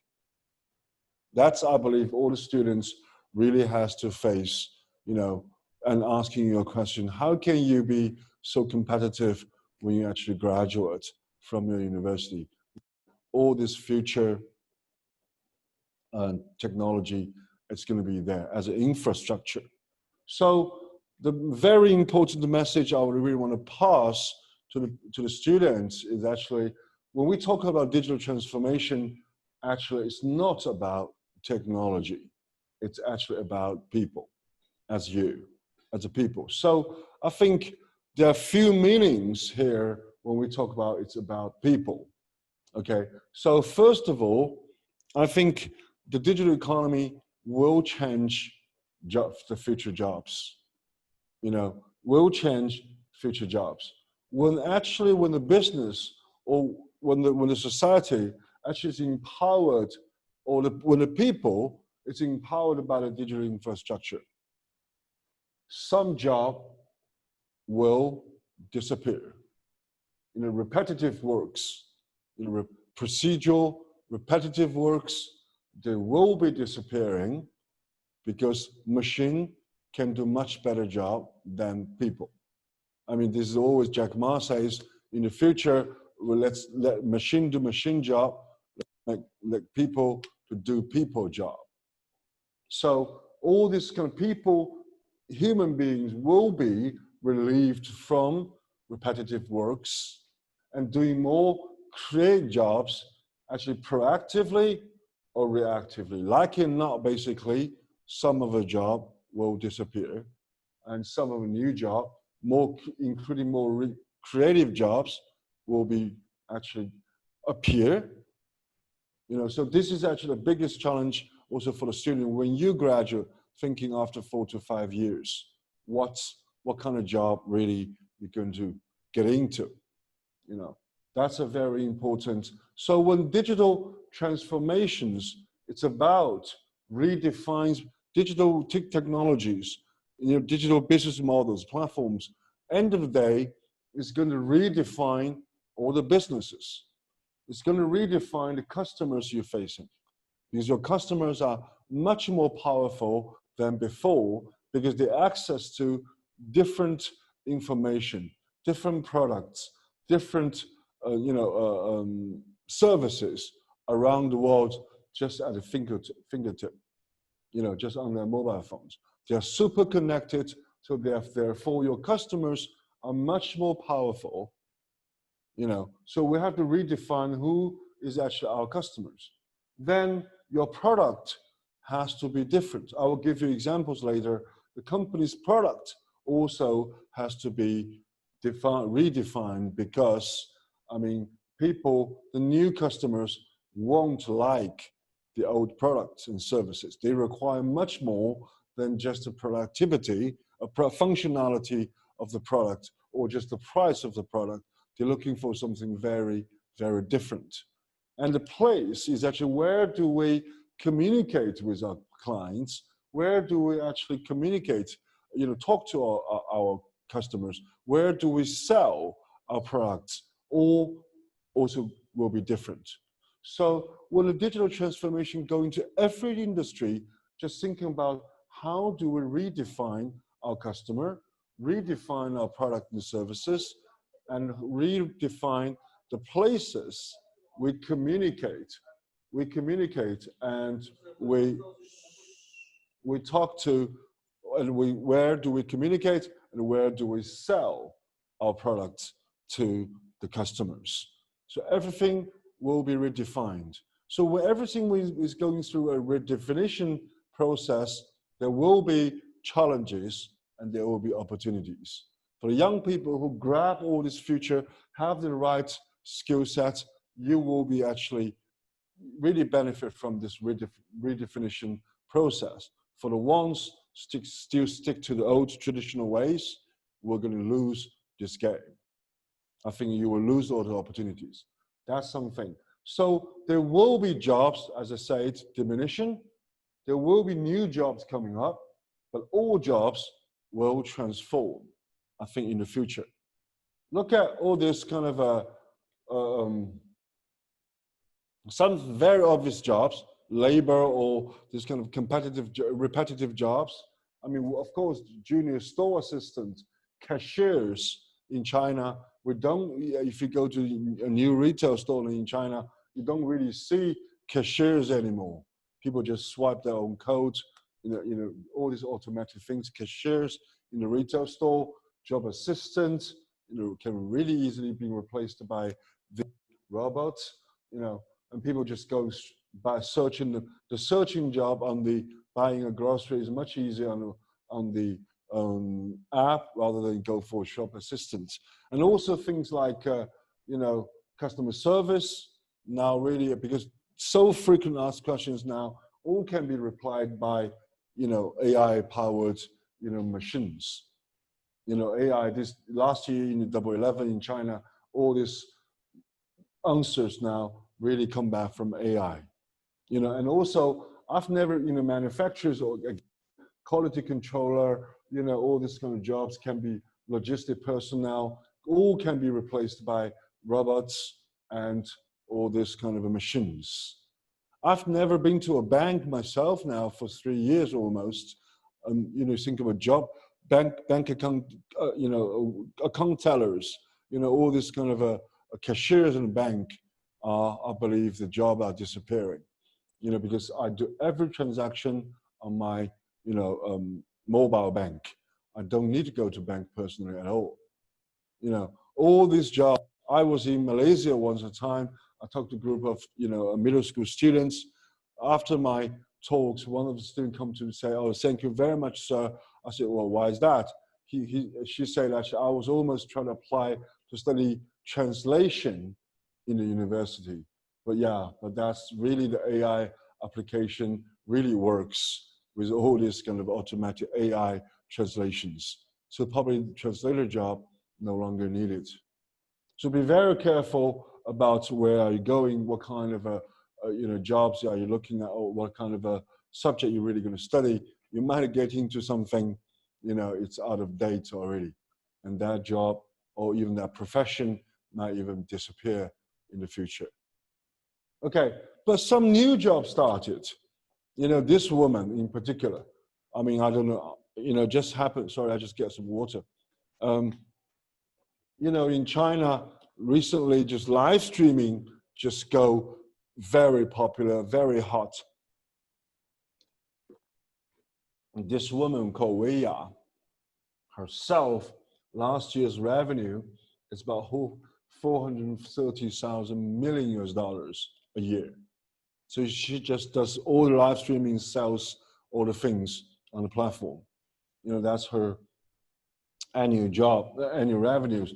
Her annual revenues equals to listed public companies' annual revenue, just on her own. So this kind of a new job comes in. You know, this is actually a very important page. I think I would like to talk to all the international students. All this kind of Alibaba list, you know, we understand from Lazada, you know, which is one of the Alibaba's platform, and AliExpress, all these platforms, they actually try to cultivate 1 million international content creators by 2023. So in 3 years' time, they try to cultivate, to try to train 1 million content creators. Why is that? You know, I think for Indonesia students, there's actually two opportunities. One, actually because the trade war between China and America, Asian country now becomes the biggest trade partner of China. You know, surpasses US, used to be US. Now Asian countries, Southeast Asia countries now become the biggest trade partner of Alibaba, of China. You know, but all these Chinese exporters, okay, they want to export to Asia, to Southeast Asia, because the barrier of the language and also the understanding of the local customs and local cultures, they can't do good content marketing. You know, they just put it on a platform, or the things they're using, probably they're just using AI to do a little bit of translation in Indonesian or in Thailand, in Vietnamese, or in Malay. But because of the limitation of they don't understand the language and also don't understand the content, you know, local culture, they can't do content marketing. They can't do actually marketing on social media. They can't do live streamings because they don't even speak the language. So they need, you know, international students or international talent, the local talent basically, come to help them to sell their goods on the social media. But now all the marketing now move on to social media, onto the content marketing, on TikTok, create short videos, you know, do live streamings, you know, write good, show good pictures, but without understanding local language and local content, the Chinese exporters cannot do the job. So I'm being really approached by so many, either Chinese government, Alibaba groups, and also all these companies who want to export to different countries. Say, do you have students? Do you have local talent can help us to become content creators? So content creating marketing probably become a very hot job in the future, especially from China to other countries. Vice versa, China also is a huge market. When you try to sell your country's Indonesia local specialties to China, again, Indonesian company doesn't really understand Chinese market. And they also need content creators for Chinese consumers. So this is a very typical case of, I said, people doing more, because this content creation, it's a very creative job. It's not machine can do. Machine cannot really understand a particular group of customers and create relevant content to that customer. Machine cannot do that. At least so far, AI doesn't go that far, but people should do it. So I think this is a classic example of the future, people doing more creative jobs, and like we are, yeah, she did very successful and she gets, you know, this is actually her income. You know, so this is actually something I think is very, very important for all the students come to China. If you want to study businesses, study all this marketing, you know, content creation becomes a needed job, a needed skill. And I guarantee you, I go onto a lot of websites, human resources websites, I see advertisements for people, for Chinese company recruiting, people managing their Facebook for different countries, or managing their Instagram, or do live, you know, they pay something like 30,000, like $5,000 per month for this kind of jobs. I mean, this kind of things are really in need now because of social media, because of, you know, digital transformation. You know, yeah, I would say I would just using this phrase, old job will disappear, of course. Don't panic, and yeah, if you even panic, so what? Doesn't work. You have to really proactively, new job will disappear, and all jobs, I believe, will transform, because I believe all industries will go through a digital transformation. So you have to have a digital mindset, certain digital skills, really to do it. So all the job, I believe, in the future will transform, okay, at all the times. I mean, I say the marketing, about traditional marketing and digital marketing. I mean, influencer marketing, digital marketeer. The differences between, I can tell you one thing about this. The traditional marketing is a very B2C kind of approach. I just create a mass marketing campaign. I just create a commercial. I can use it for a long time. For the digital marketing, I asked one of the guys to describe what do you mean by the difference between digital marketing and traditional marketing. And he says, on a social media, you need to talk to your customer as a friend on a daily basis. So if you really try to talk to your customer on a daily basis as a friend, your approach, the content you create will be so different from, and all these results you produced will be showing you, I mean, the data will show you every day, is measured every day on a daily basis. And also now for this live streaming now, they're talking about even now in China, it's not just marketing and sales. When we did a business school, marketing is marketing, sales is sales, is so different thing. And the live streaming now combines the marketing as well as sales. So the 4A companies, digital 4A, you know, used to be traditional marketing agencies, now have a huge challenge, because now the clients not asking for what did you do, The client's asking for the results immediately, but also asking for how much you can really sell. No longer just do a branding and that's it. Branding is hard to measure, but now in new marketing, actually really sales and marketing are merged together. So it's much more challenging here during the future about the digital marketing. I'm just using marketing as an example. I mean, look at Unilever just changed their CMOs to CDMOs, you know, and they really changed the digital marketing officer rather than chief marketing officer, because you can't just do traditional marketing anymore. Okay, so that's very important, I think, for us to thinking about when all the jobs will transform, when all the industry will go through, you know, this kind of a digital transformation. What kind of people you have to be when you graduate? What kind of people are competitive when you go to a marketplace? Okay, I think this is why the Alibaba GT has been created, try to train a new business talent for the digital economy era. You know, it has to be a very different, you know, talent. Because when I actually asked Alibaba, when we designed this program, we asked a lot of Alibaba HRs, a lot of Alibaba HR directors, say, hey, what kind of people you think in the future can work for you? What kind of people in the future really can be the talent or even working in your ecosystems? Guess what? Guess the HR told me, actually, they are not looking for skills anymore. They think a lot of skills now they can learn in a job place, or they can already be done by the machines.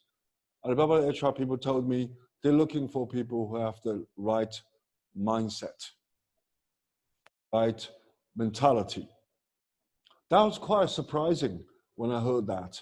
When people saying we're not actually looking for skills, we're looking for mindset.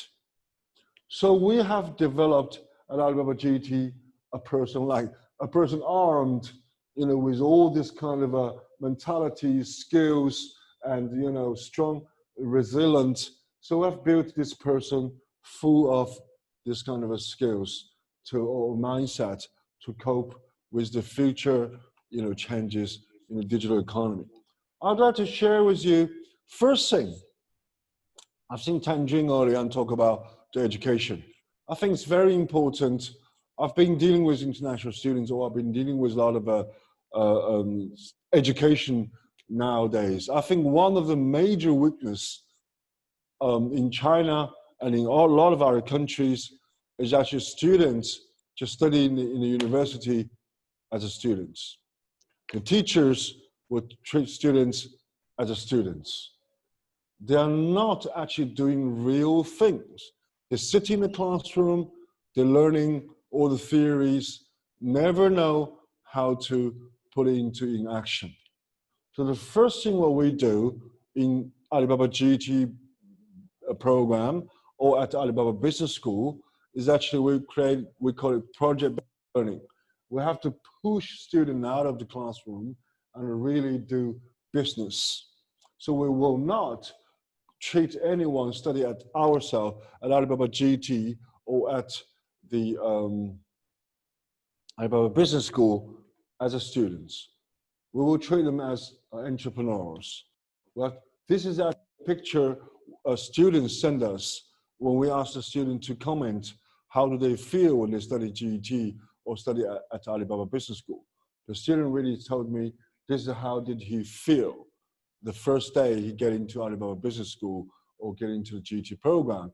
He said, wow, you push me out of this rock and go into ocean, because as a year one student, I was so nervous to go to a company and talk to a company people and try to work with a real company on a real business project. Yeah, but this is something we are going to push you to do. You know, so step out of your comfort zone. You know, this is something. I'll give you three examples. These are Malaysian students. She was last year, the first year at Alibaba Business School. And she also studied in the GT program. Now she's helping a real village back in Malaysia, help them to transform, transform from a traditional village to a tourism sport, but also selling the organic rice on the Lazada platform. This is actually a Malaysian student. Now she's working on this real project. Yeah, this is a group of Indonesian students. I don't know how do we say this, but they told me they went to a wholesale market in Indonesia in some city, and they try to persuade all these sellers to go online, to transform their business online. It's been really a hard work for them because it's not easy to persuade all this kind of a traditional businessman to convert a business into e-commerce. But they are working on it, even during the pandemic. There's a group of Indonesian students. I told him I know them. They just, form a team and helping the traditional business to transform. Okay, this is actually one of my favorite students, also at Alibaba Business School, first year student. We teach them GET. So he's actually a student he's got a dual nationality, he's American and Mexican. After the pandemic, he went back to home and went back to America. The whole family suffered from this pandemic. Both the parents lost their jobs. I mean, in March, he wrote to me saying, Mr. Zhou, I haven't slept on bed for almost 2 weeks because we just lost our house. We've been living in a very squeezy apartment, and I haven't been really slept on the bed for 2 weeks. But now, last week he wrote me back. Very proudly, he told me he's now actually doing in June his e-commerce. He opened a new e-commerce store. Actually, his revenue is about 14,000 US dollars, and his profit margin is about 70%. He says he's now having thousands of orders every day, but not actually he's making money out of it. Yeah, it's not actually making money out of it.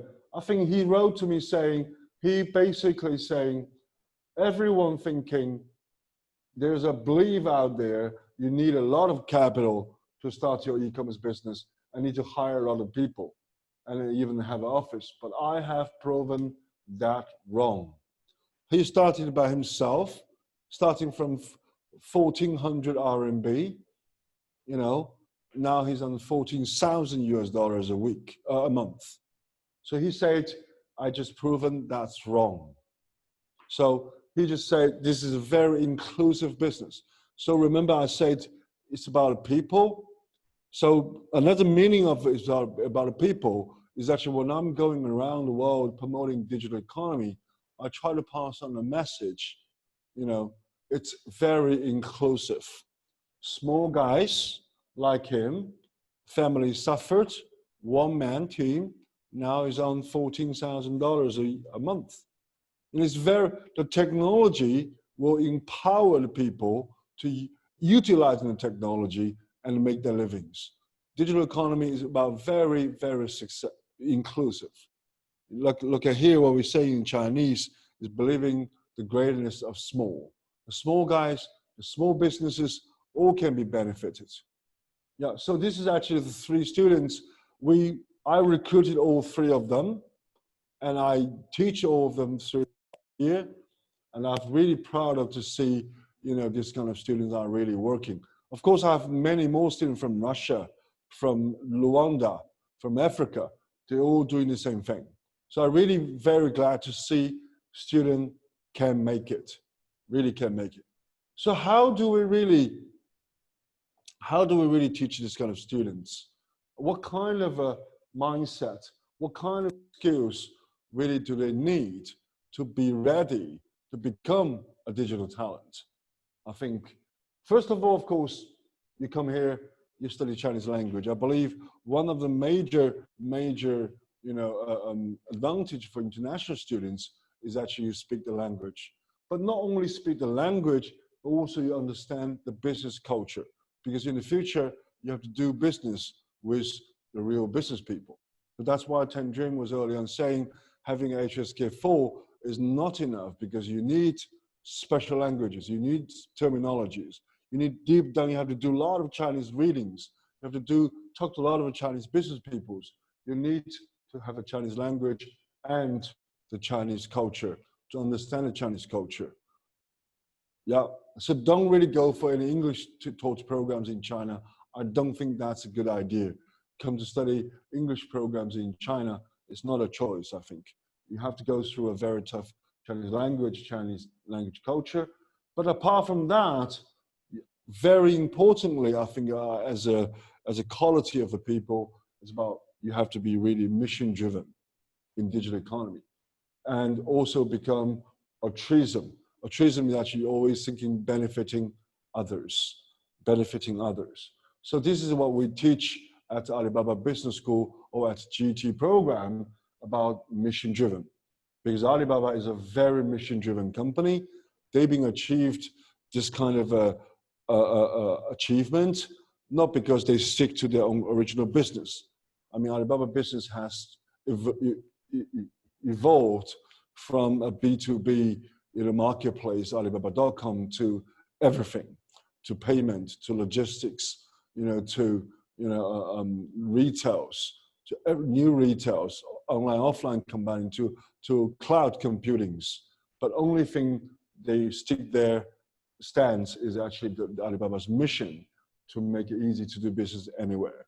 So everyone, especially who's studying the GET, studying the Alibaba Business School, is a very important thing about, we call it, mission driven.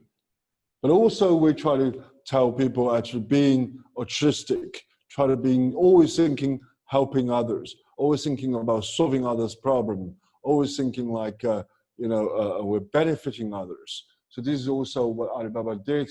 I mean, they're saying, the best kind of goodness is like water benefiting everything, but competing with nothing. In Chinese saying, a very traditional old saying is called 上善若水, the best kindness. Because Alibaba has built an ecosystem.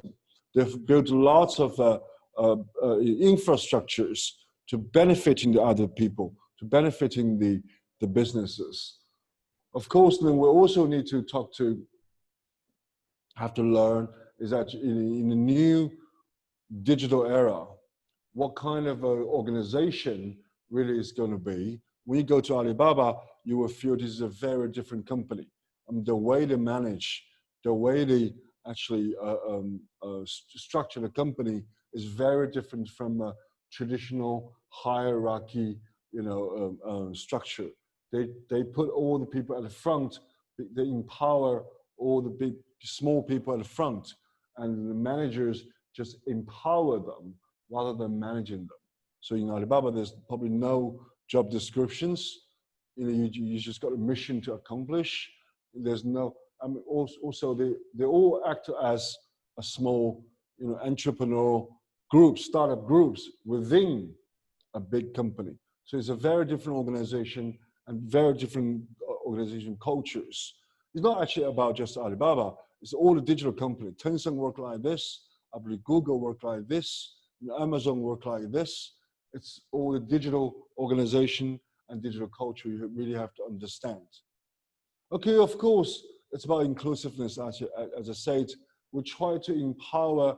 We will teach all the students about thinking of how do you change other people's life, like our Malaysian students, like our Indonesian students. They go to a village to help people to transform.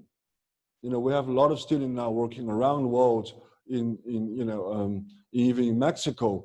Our GT student now start helping traditional industry like leather production producers to go online to transform their businesses. So thinking of inclusiveness and empowerment is very important mindset the student really have to have. Okay, so each one of the students come to Alibaba Business School or come to the GT program, we really ask them to write up their missions, their visions. How do they foresee themselves in the future? They form a team, and what kind of social problem they're really trying to overcome. This is actually also a very important part of the program. We ask the students to set their mission and visions. Okay. Yeah, apart from this, mission-driven altruism, very important thing, the key thing about digital economy is actually being customer-centric. As I said, digital economy is actually not about the technology, actually it's about customer-centric, because you really have to understand your customers, because your customers are so powerful now. They access to all different kind of informations, and they access to all these kind of services and products around the world. They're so spoiled, customers. How do you really communicate with your customer? And also, how do you really create this kind of a new brand? Now in China, there's new trends, with also in America, they call it D2C companies, direct to consumer brands. These kind of brands are not manufacturers.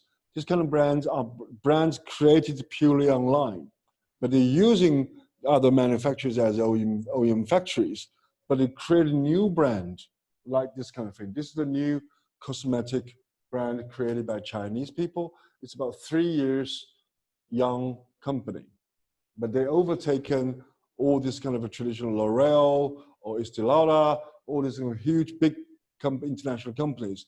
They become actually #1 sales in last year's Double 11, sales shopping festival here in China. There's other coffee brands overtaking, Nestle coffee become #1 sales. All these young D2C brands really has been created because all these people understand young consumers and they communicate them differently. They communicate on a different channel because it's on the, social media, all these kind of digital channels. They create totally different contents and they become very, very competitive new brands, So exactly when we actually, because of that, as I said, the brand now have to communicate with the customer on a daily basis as a friend. So the old traditional lessons we learned from customer segmentation is gone. It's far too vague. We now need customer persona, where you really need to understand customers' fears, their life stages, their objections, their values.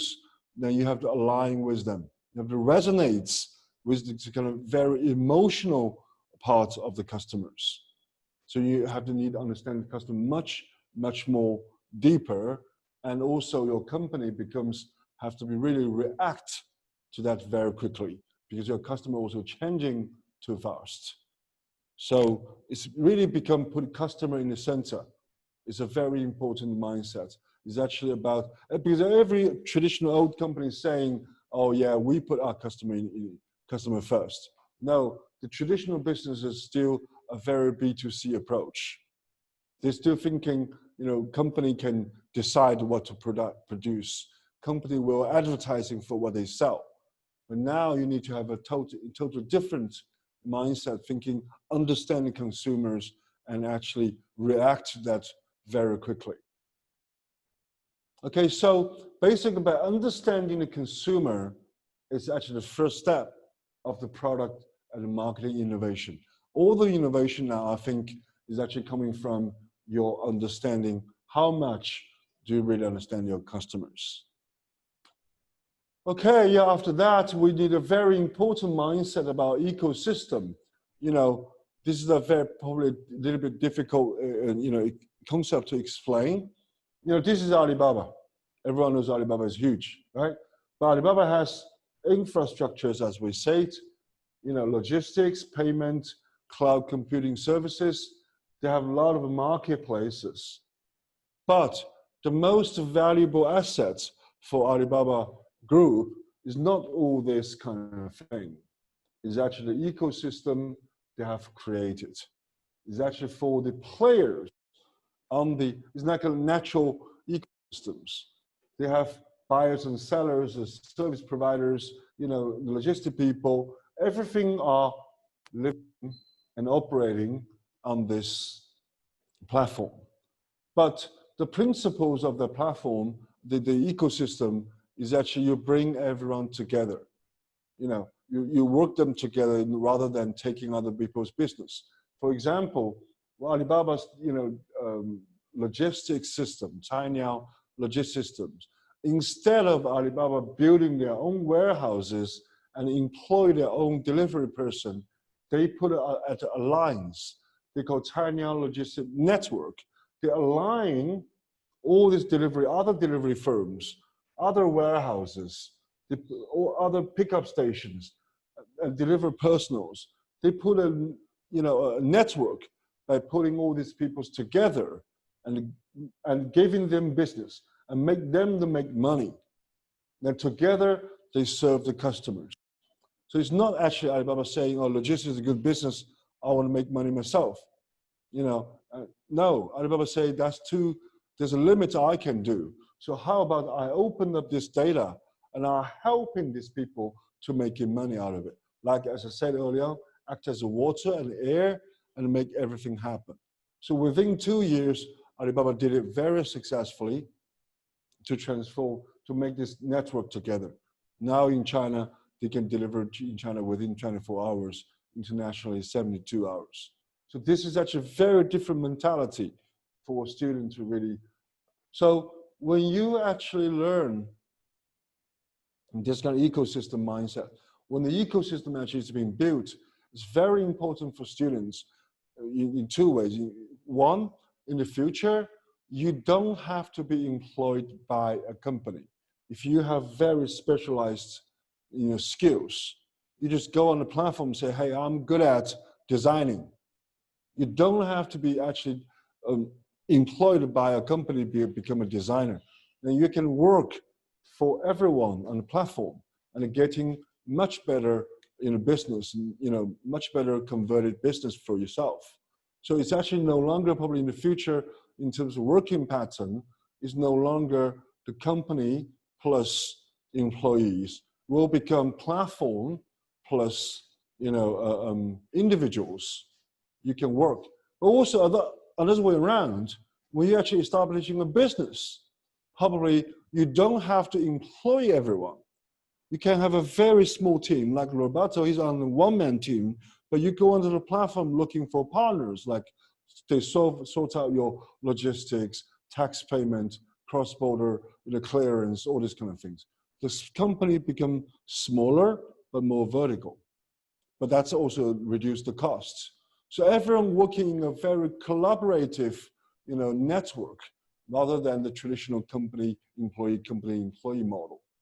So that's also an opportunity for the students in the future. Okay. Then we're also, of course, data is very important. Digital economy, data is important. We will teach students about data-driven. How can we really using big data to analyze, analyze the customer needs, then create new products for, for the consumers. And this is actually how Alibaba actually helped Mars, helped Budweiser, helped the L'Oreal to develop new products for these big brands. Yeah, also there's how this data, when we actually have the consumer understandings, and how this kind of the things we can have innovations. How do we transform the traditional business? This is actually how do they transform a new retail store. We can talk about later, a new retail store where the consumers and the service of a supermarket has changed. Not just a place for people to buy, but also delivers to the home, at the time when the clients need it, and also making the supermarket become a showroom. All these kind of innovations will actually start. Yeah, also manufacturers, the small manufacturers can also be changed by directly contacting customers. I mean, because a lot of manufacturers used to be having a lot of middle layers, retailers, wholesalers, distributors, before they reach the customer. So the manufacturer normally enjoys the lowest profit margin. but now we're actually creating customer direct to go online, manufacturers direct go online to direct contacting customers. They can sell the products to consumers directly and making much better profitability, but also by contacting customers, the understanding customers, their products start to change. Their products start to be innovating. So this is actually C2Ms. Of course, in the future, the financial industry also will be, redefined, because data give you better credits. You can analyze one people's credit much easier. So in China now we have this kind of a big data now also disrupting all the traditional banks. We can have people going on to Alipay to apply for a loan using 3 minutes to fill a form, and within 1 second, the money arrives and there's 0 people involved. So the big data also helping the financial industry, but also, we believe in the future, financial industry also will be disrupted because it's much more accurate analyzing a risk, a long risk through, big data rather than human assessment.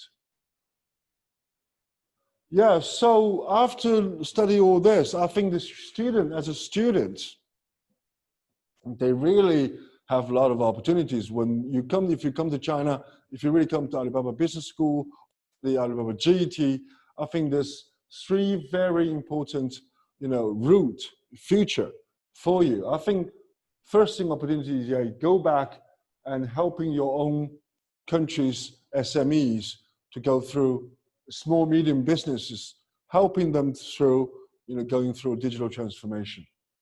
Yeah, also, you can actually helping, the Chinese companies or products actually to sell in your country. Sorry, I think this is the wrong thing. This is Indonesia. To sell to your country. And also you can help your family. If your family have a traditional business, how about you upgrade them to a D2C brand, online internet brand, helping them to going through, a digital transformation, your family businesses. All this kind of thing, I think is really for GT graduates and, Alibaba Business School student graduates really can do. Of course, you have business acumen. At Alibaba Business School at GT, we teach entrepreneurs. You really have to think like a CEO, as I said, not as a student. So we teach you the business model canvas. You have to have a holistic view of businesses. This is actually the biggest problem for traditional business schools. Traditional business schools, you learn something from one particular professor, you learn HR, you learn marketing, but you never think the real business as a whole. So you need that kind of mentality. Of course, we develop simulation platforms for you to play on it, to give you fake money on the simulation platform, ask you to do the business decisions to see how logically you're thinking about business as a whole. Yeah, of course, another very important mindset or the qualities of the students actually is about embrace changes and try and error. So we teach people a very up-to-date, kind of very modern mentality called design thinking workshops. We actually, design thinking is actually a way in the digital economy, I think, very important. How do you think? How do you plan your business? How do you ideate? How do you understand your customer? How do you ideate? How do you prototype? How do you test? How do you iterate? All this kind of very, a totally different mindset to as a working process. So we teach that as well. Yeah, so you have to also try at Alibaba Business Schools or GT. You have to really try every day to prototype, and iteration. And basically, there's a lot of, because you're trying every time, you have to fail a lot of times, and you have to really be very resilient and never give up. As soon as you walk into the Alibaba Business School, there's a big stone there. You will see a handwriting thing by Jack Ma, really saying 永不放弃, which is never give up. Okay, yeah, I think, of course, we will teach a student about, platform, operations, Lazada's or AliExpress or this kind of thing, and also social media marketing. We'll teach a student this kind of ideas and concepts. And also very important, I think, in Alibaba Business School or in GET, because you'll be going through into a real business operation in this scenario.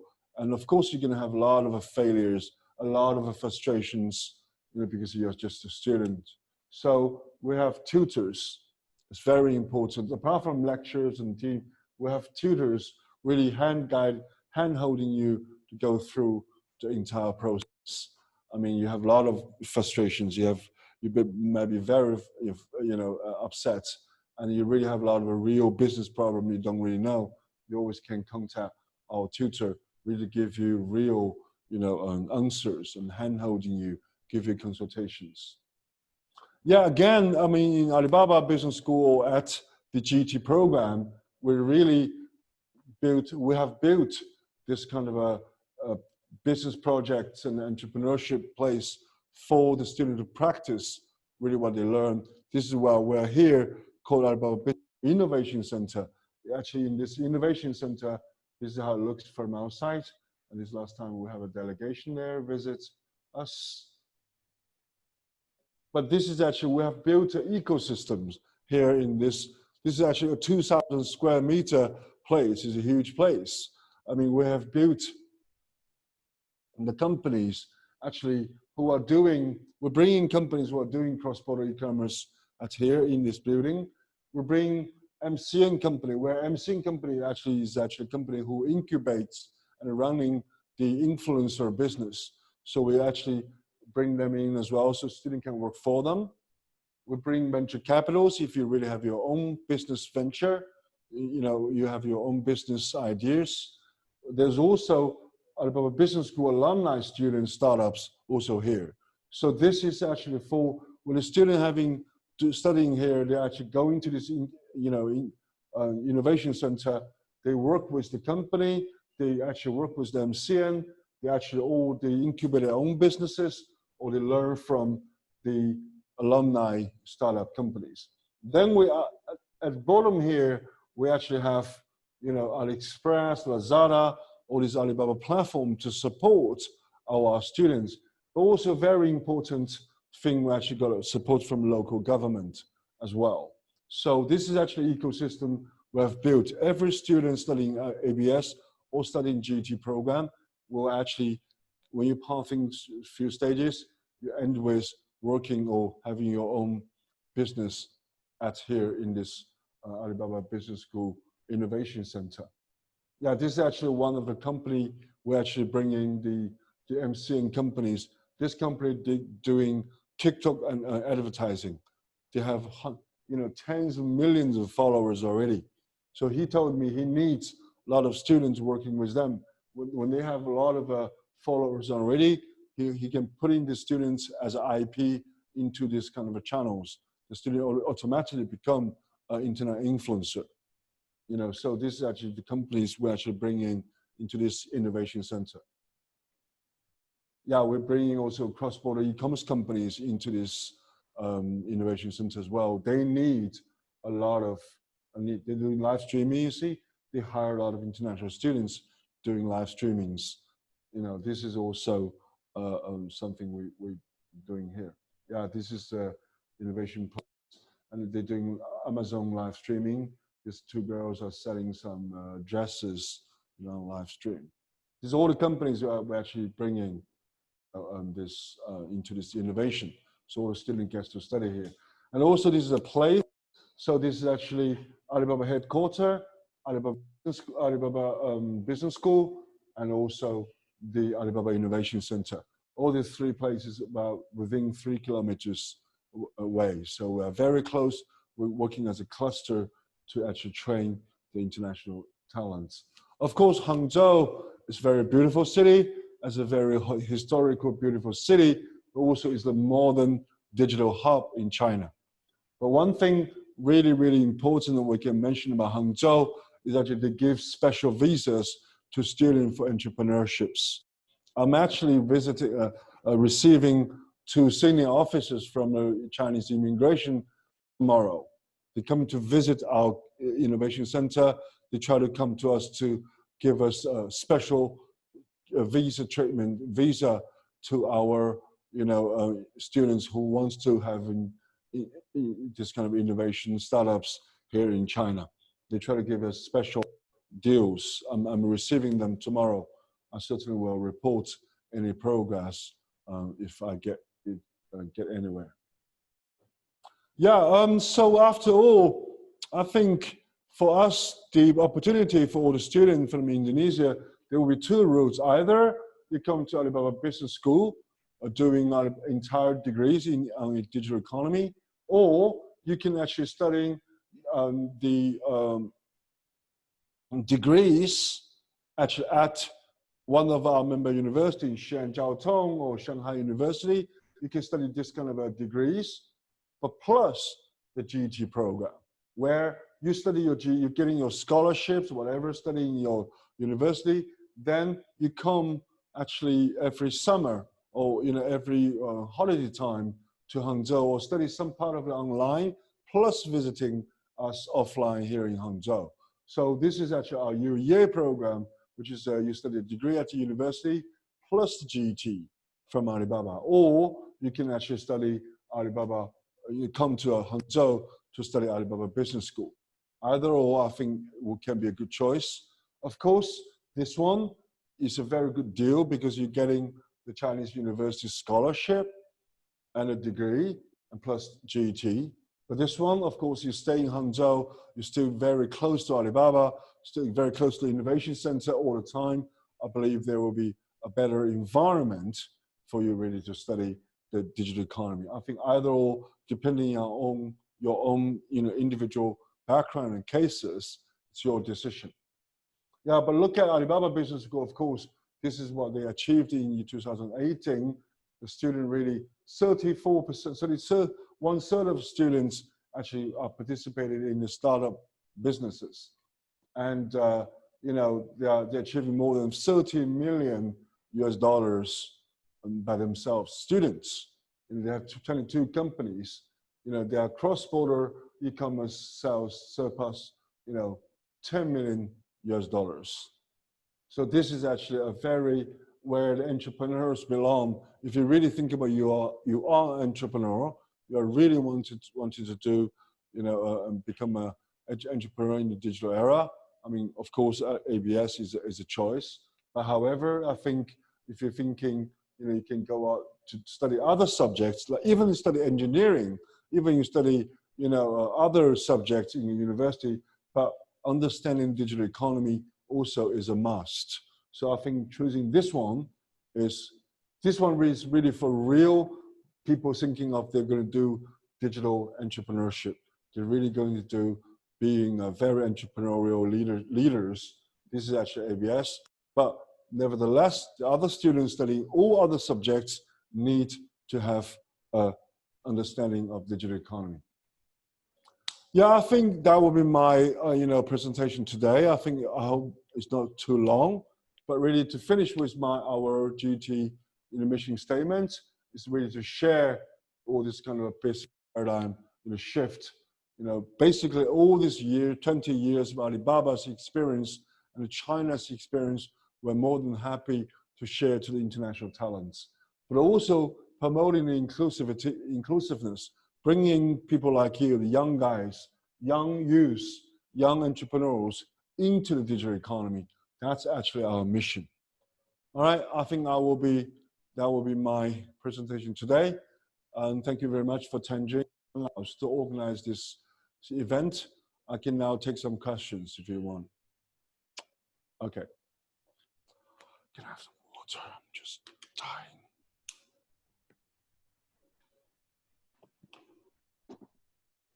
Hello?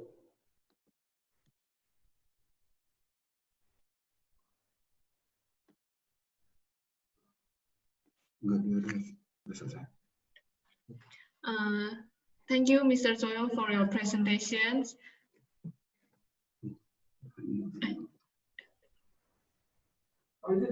I can take some questions. Oh, Hello. hello. I don't like. Yeah.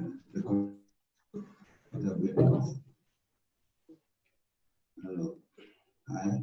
Okay, Tenjin or any other people, do we have any questions? Yes. Okay.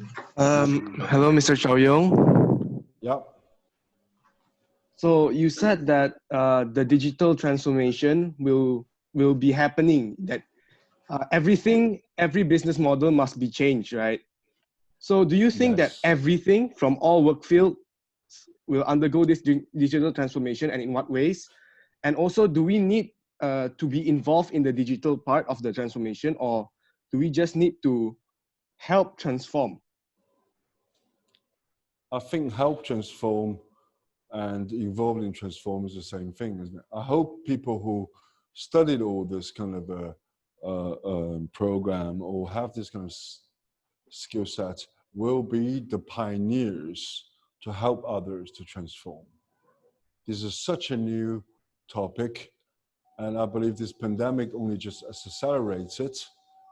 Yes, my definition, yes, every single industry will be transformed. No doubt about that. I mean, I've seen that in China, in America. You know, you can't just now just say one industry or not. Even the mom and pub shops at the corner stores on the street now going through digital transformation. Even our restaurants, you know, they can use QR code to actually order food. That's digital transformation.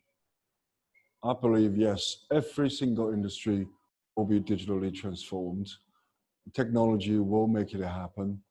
And I believe nowadays we need the pioneers to be in front of this kind of changes and helping others to transform. Did I answer your question?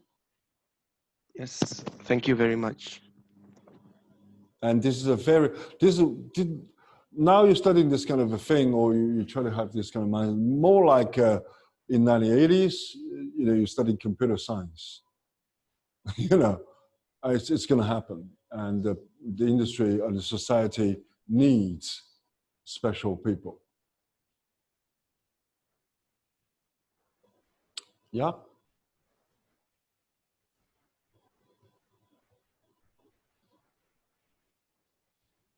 Any other questions?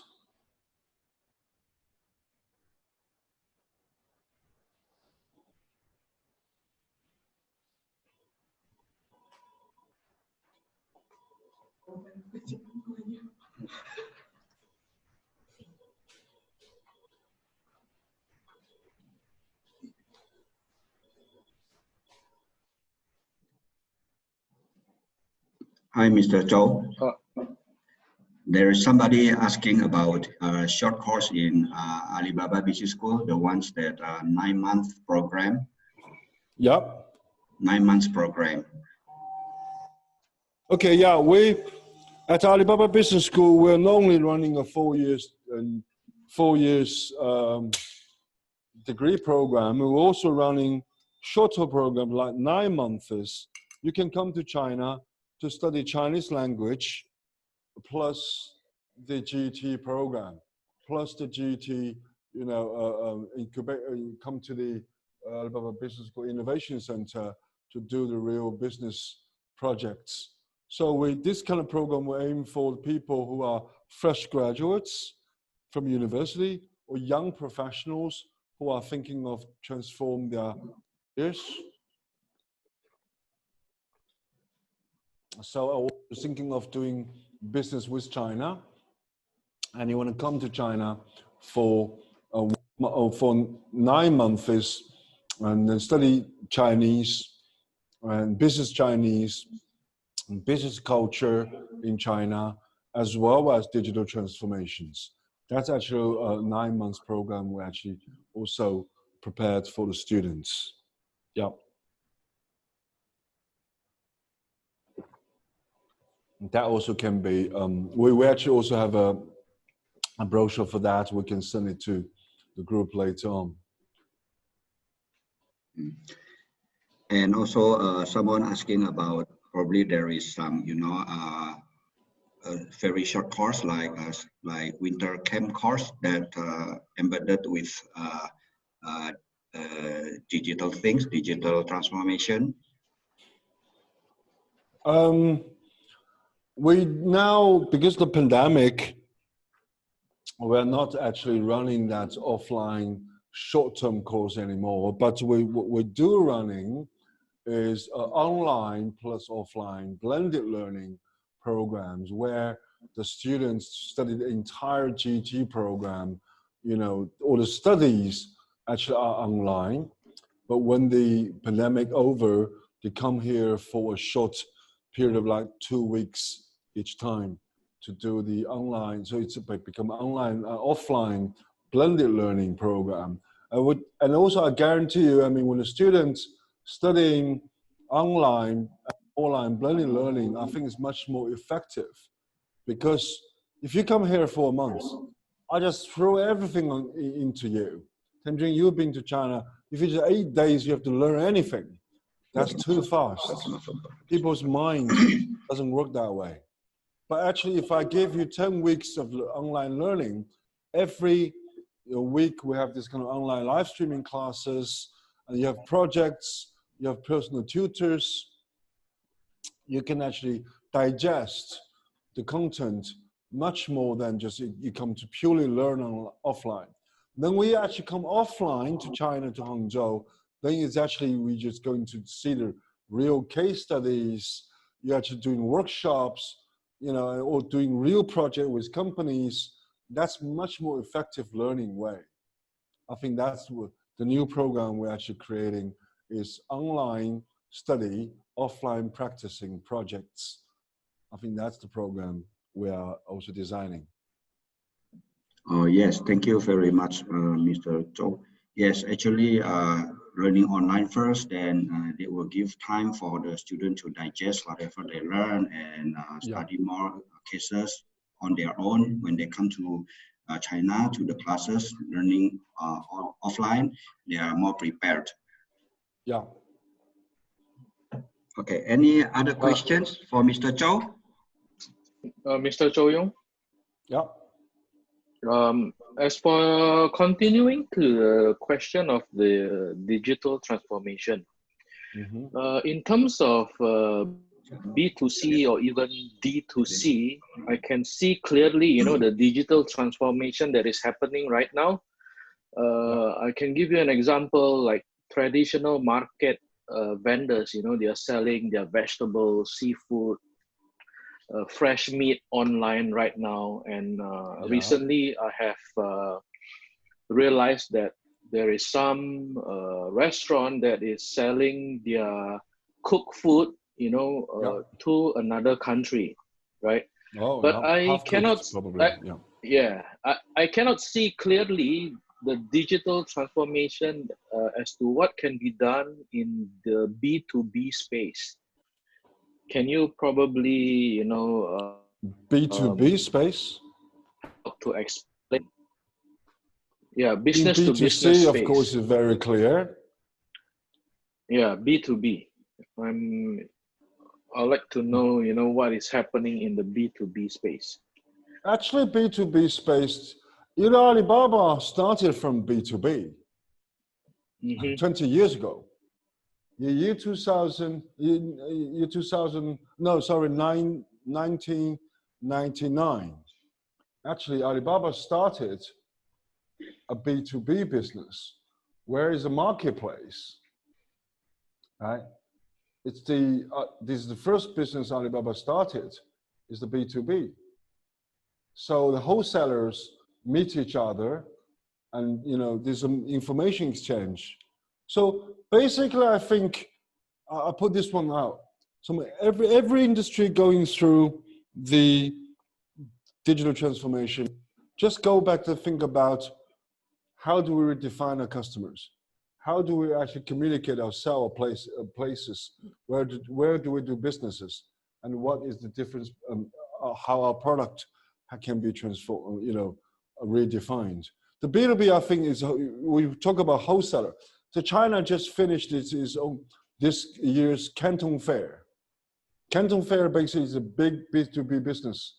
You know Canton Fair, where all the people come to China to buy this kind of Chinese manufactured products.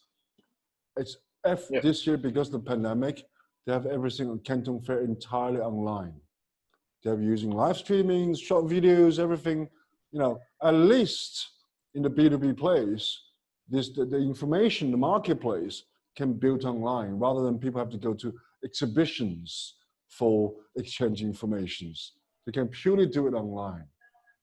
That's a B2B business, isn't it? To be simpler, to be simple, to answer your question. But I don't know, is that really the B2B you refer to? Or at least the marketplace can be there. All right, thank you. And also, for example, we're now serving our GT network. We have a lot of university, partners around the world. RSPR is one of actually our member. In Malaysia, in Thailand, in Mexico, our clients actually are universities, B2B. But now, actually, because of the pandemic, we're using teacher training, online teacher trainings. We do live streamings, talk to the students. I mean, we help the B to serve their C. I mean, through digital, solutions. So that's actually how we used to run, teacher trainings. Either we go there or they come here. We train teachers, but now we're using all the digital solutions to do that trainings to teachers, purely online. And I talk to SPR students purely online. That's a digital solution. That's a B2B business. I think it's still the same thing. It's about people, product, place. We learn 4 Ps. If I put price, there is the 4 P, but just redefines everything. Think about how technology can help you to redefine all these 3 things, and the innovation comes out.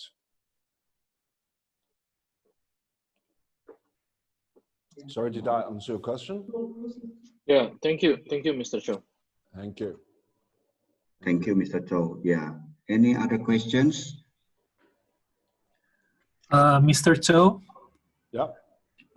Is it okay if I actually get the slides for your presentation? Because I like to read more. Since you are doing presentation, I understand that you have time constraint and you actually flip through the slides pretty fast. Yeah, I have a time constraint, yes.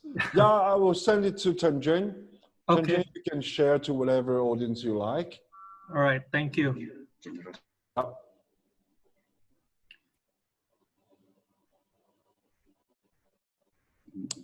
All right, any other questions from student? Mr. Cho Young, I have another question. Yeah. So first, where do you think will the transformation spread out, and where will the big chances be? Let's say like in the next decade, because let's say maybe 3 to 4 years ago it was China with Alibaba and everything going out directly and changing the market. Where do you think this will happen in the future? I do definitely think the next place is Southeast Asia. And the place like Indonesia. To be honest, I have a lot of investors now in China, all now going to Southeast Asia. And they believe the next place really going to really happen is in Southeast Asia.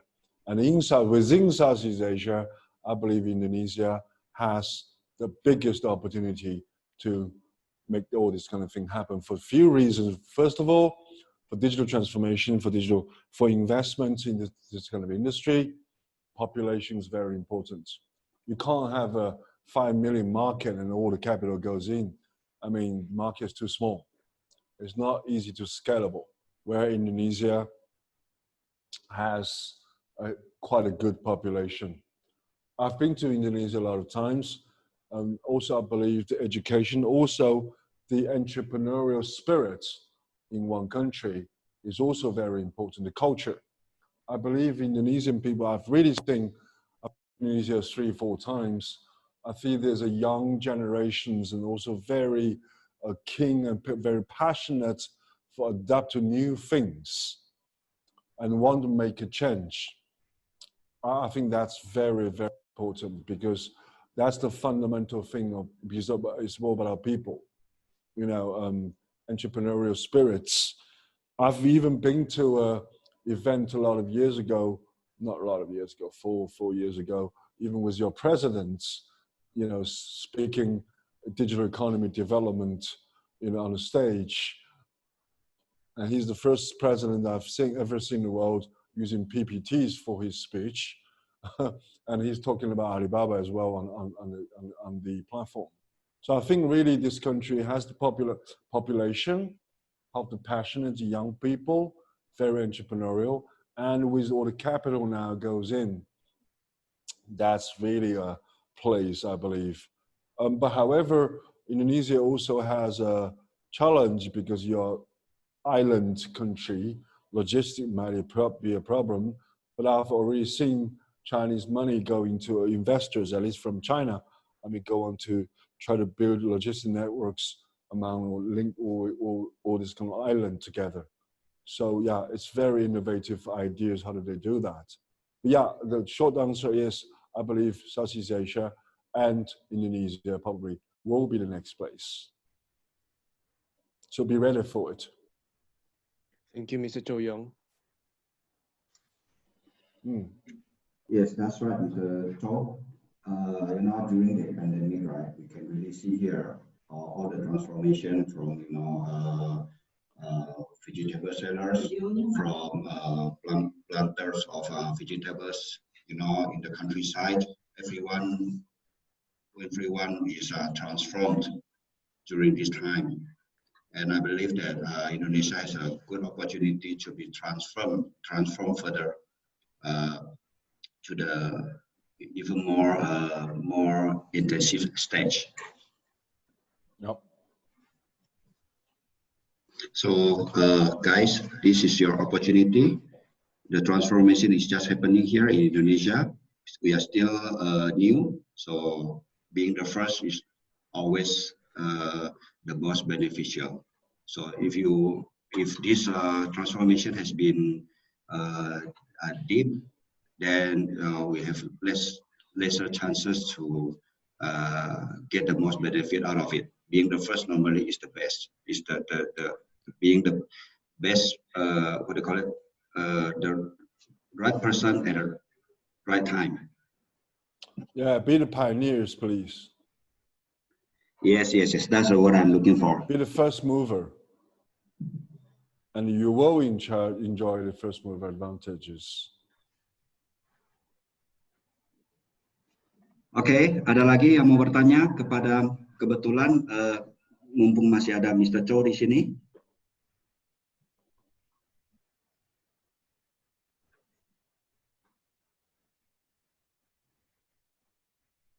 Rasanya sudah tidak ada ya. Oke, nggak apa-apa kalau masih ada pertanyaan nanti bisa ditanyakan ke kami ya. Nomor telepon kami ada di chat, jadi Anda bisa kontak kami anytime ya.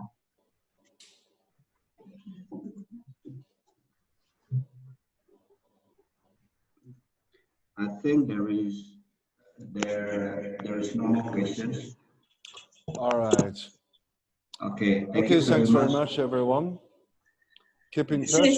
Probably I can really welcome you here in Alibaba Innovation Center, Alibaba Business School, or in China. Thank you very much. For your time. Thank you. Bye-bye. Thank you very much, Mr. Cho. Thank you very much for your time.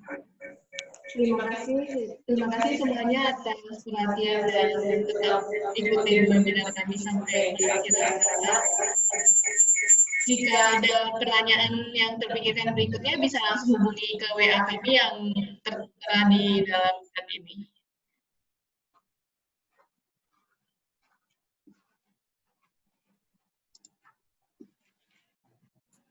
Terima kasih semuanya.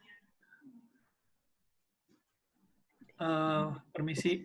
Oh iya, silakan. Jadi nanti materi slides-nya itu akan dikirim melalui apa ya?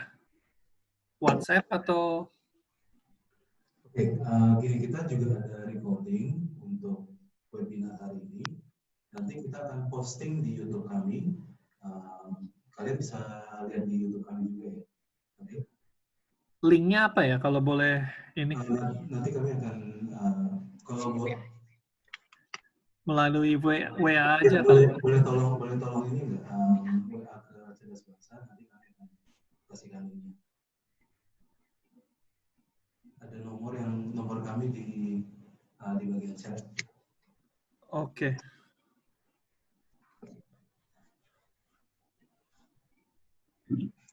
Atau mungkin ada ini dari peserta webinar, masih ada pertanyaan untuk kami, CCN Indonesia, kalau ada silakan.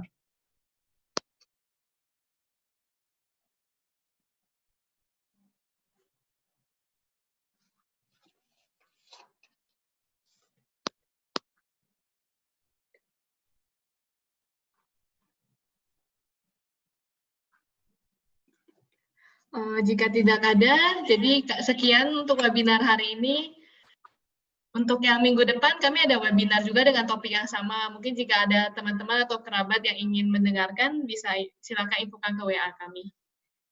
Sekian dari kami, terima kasih atas partisipasinya.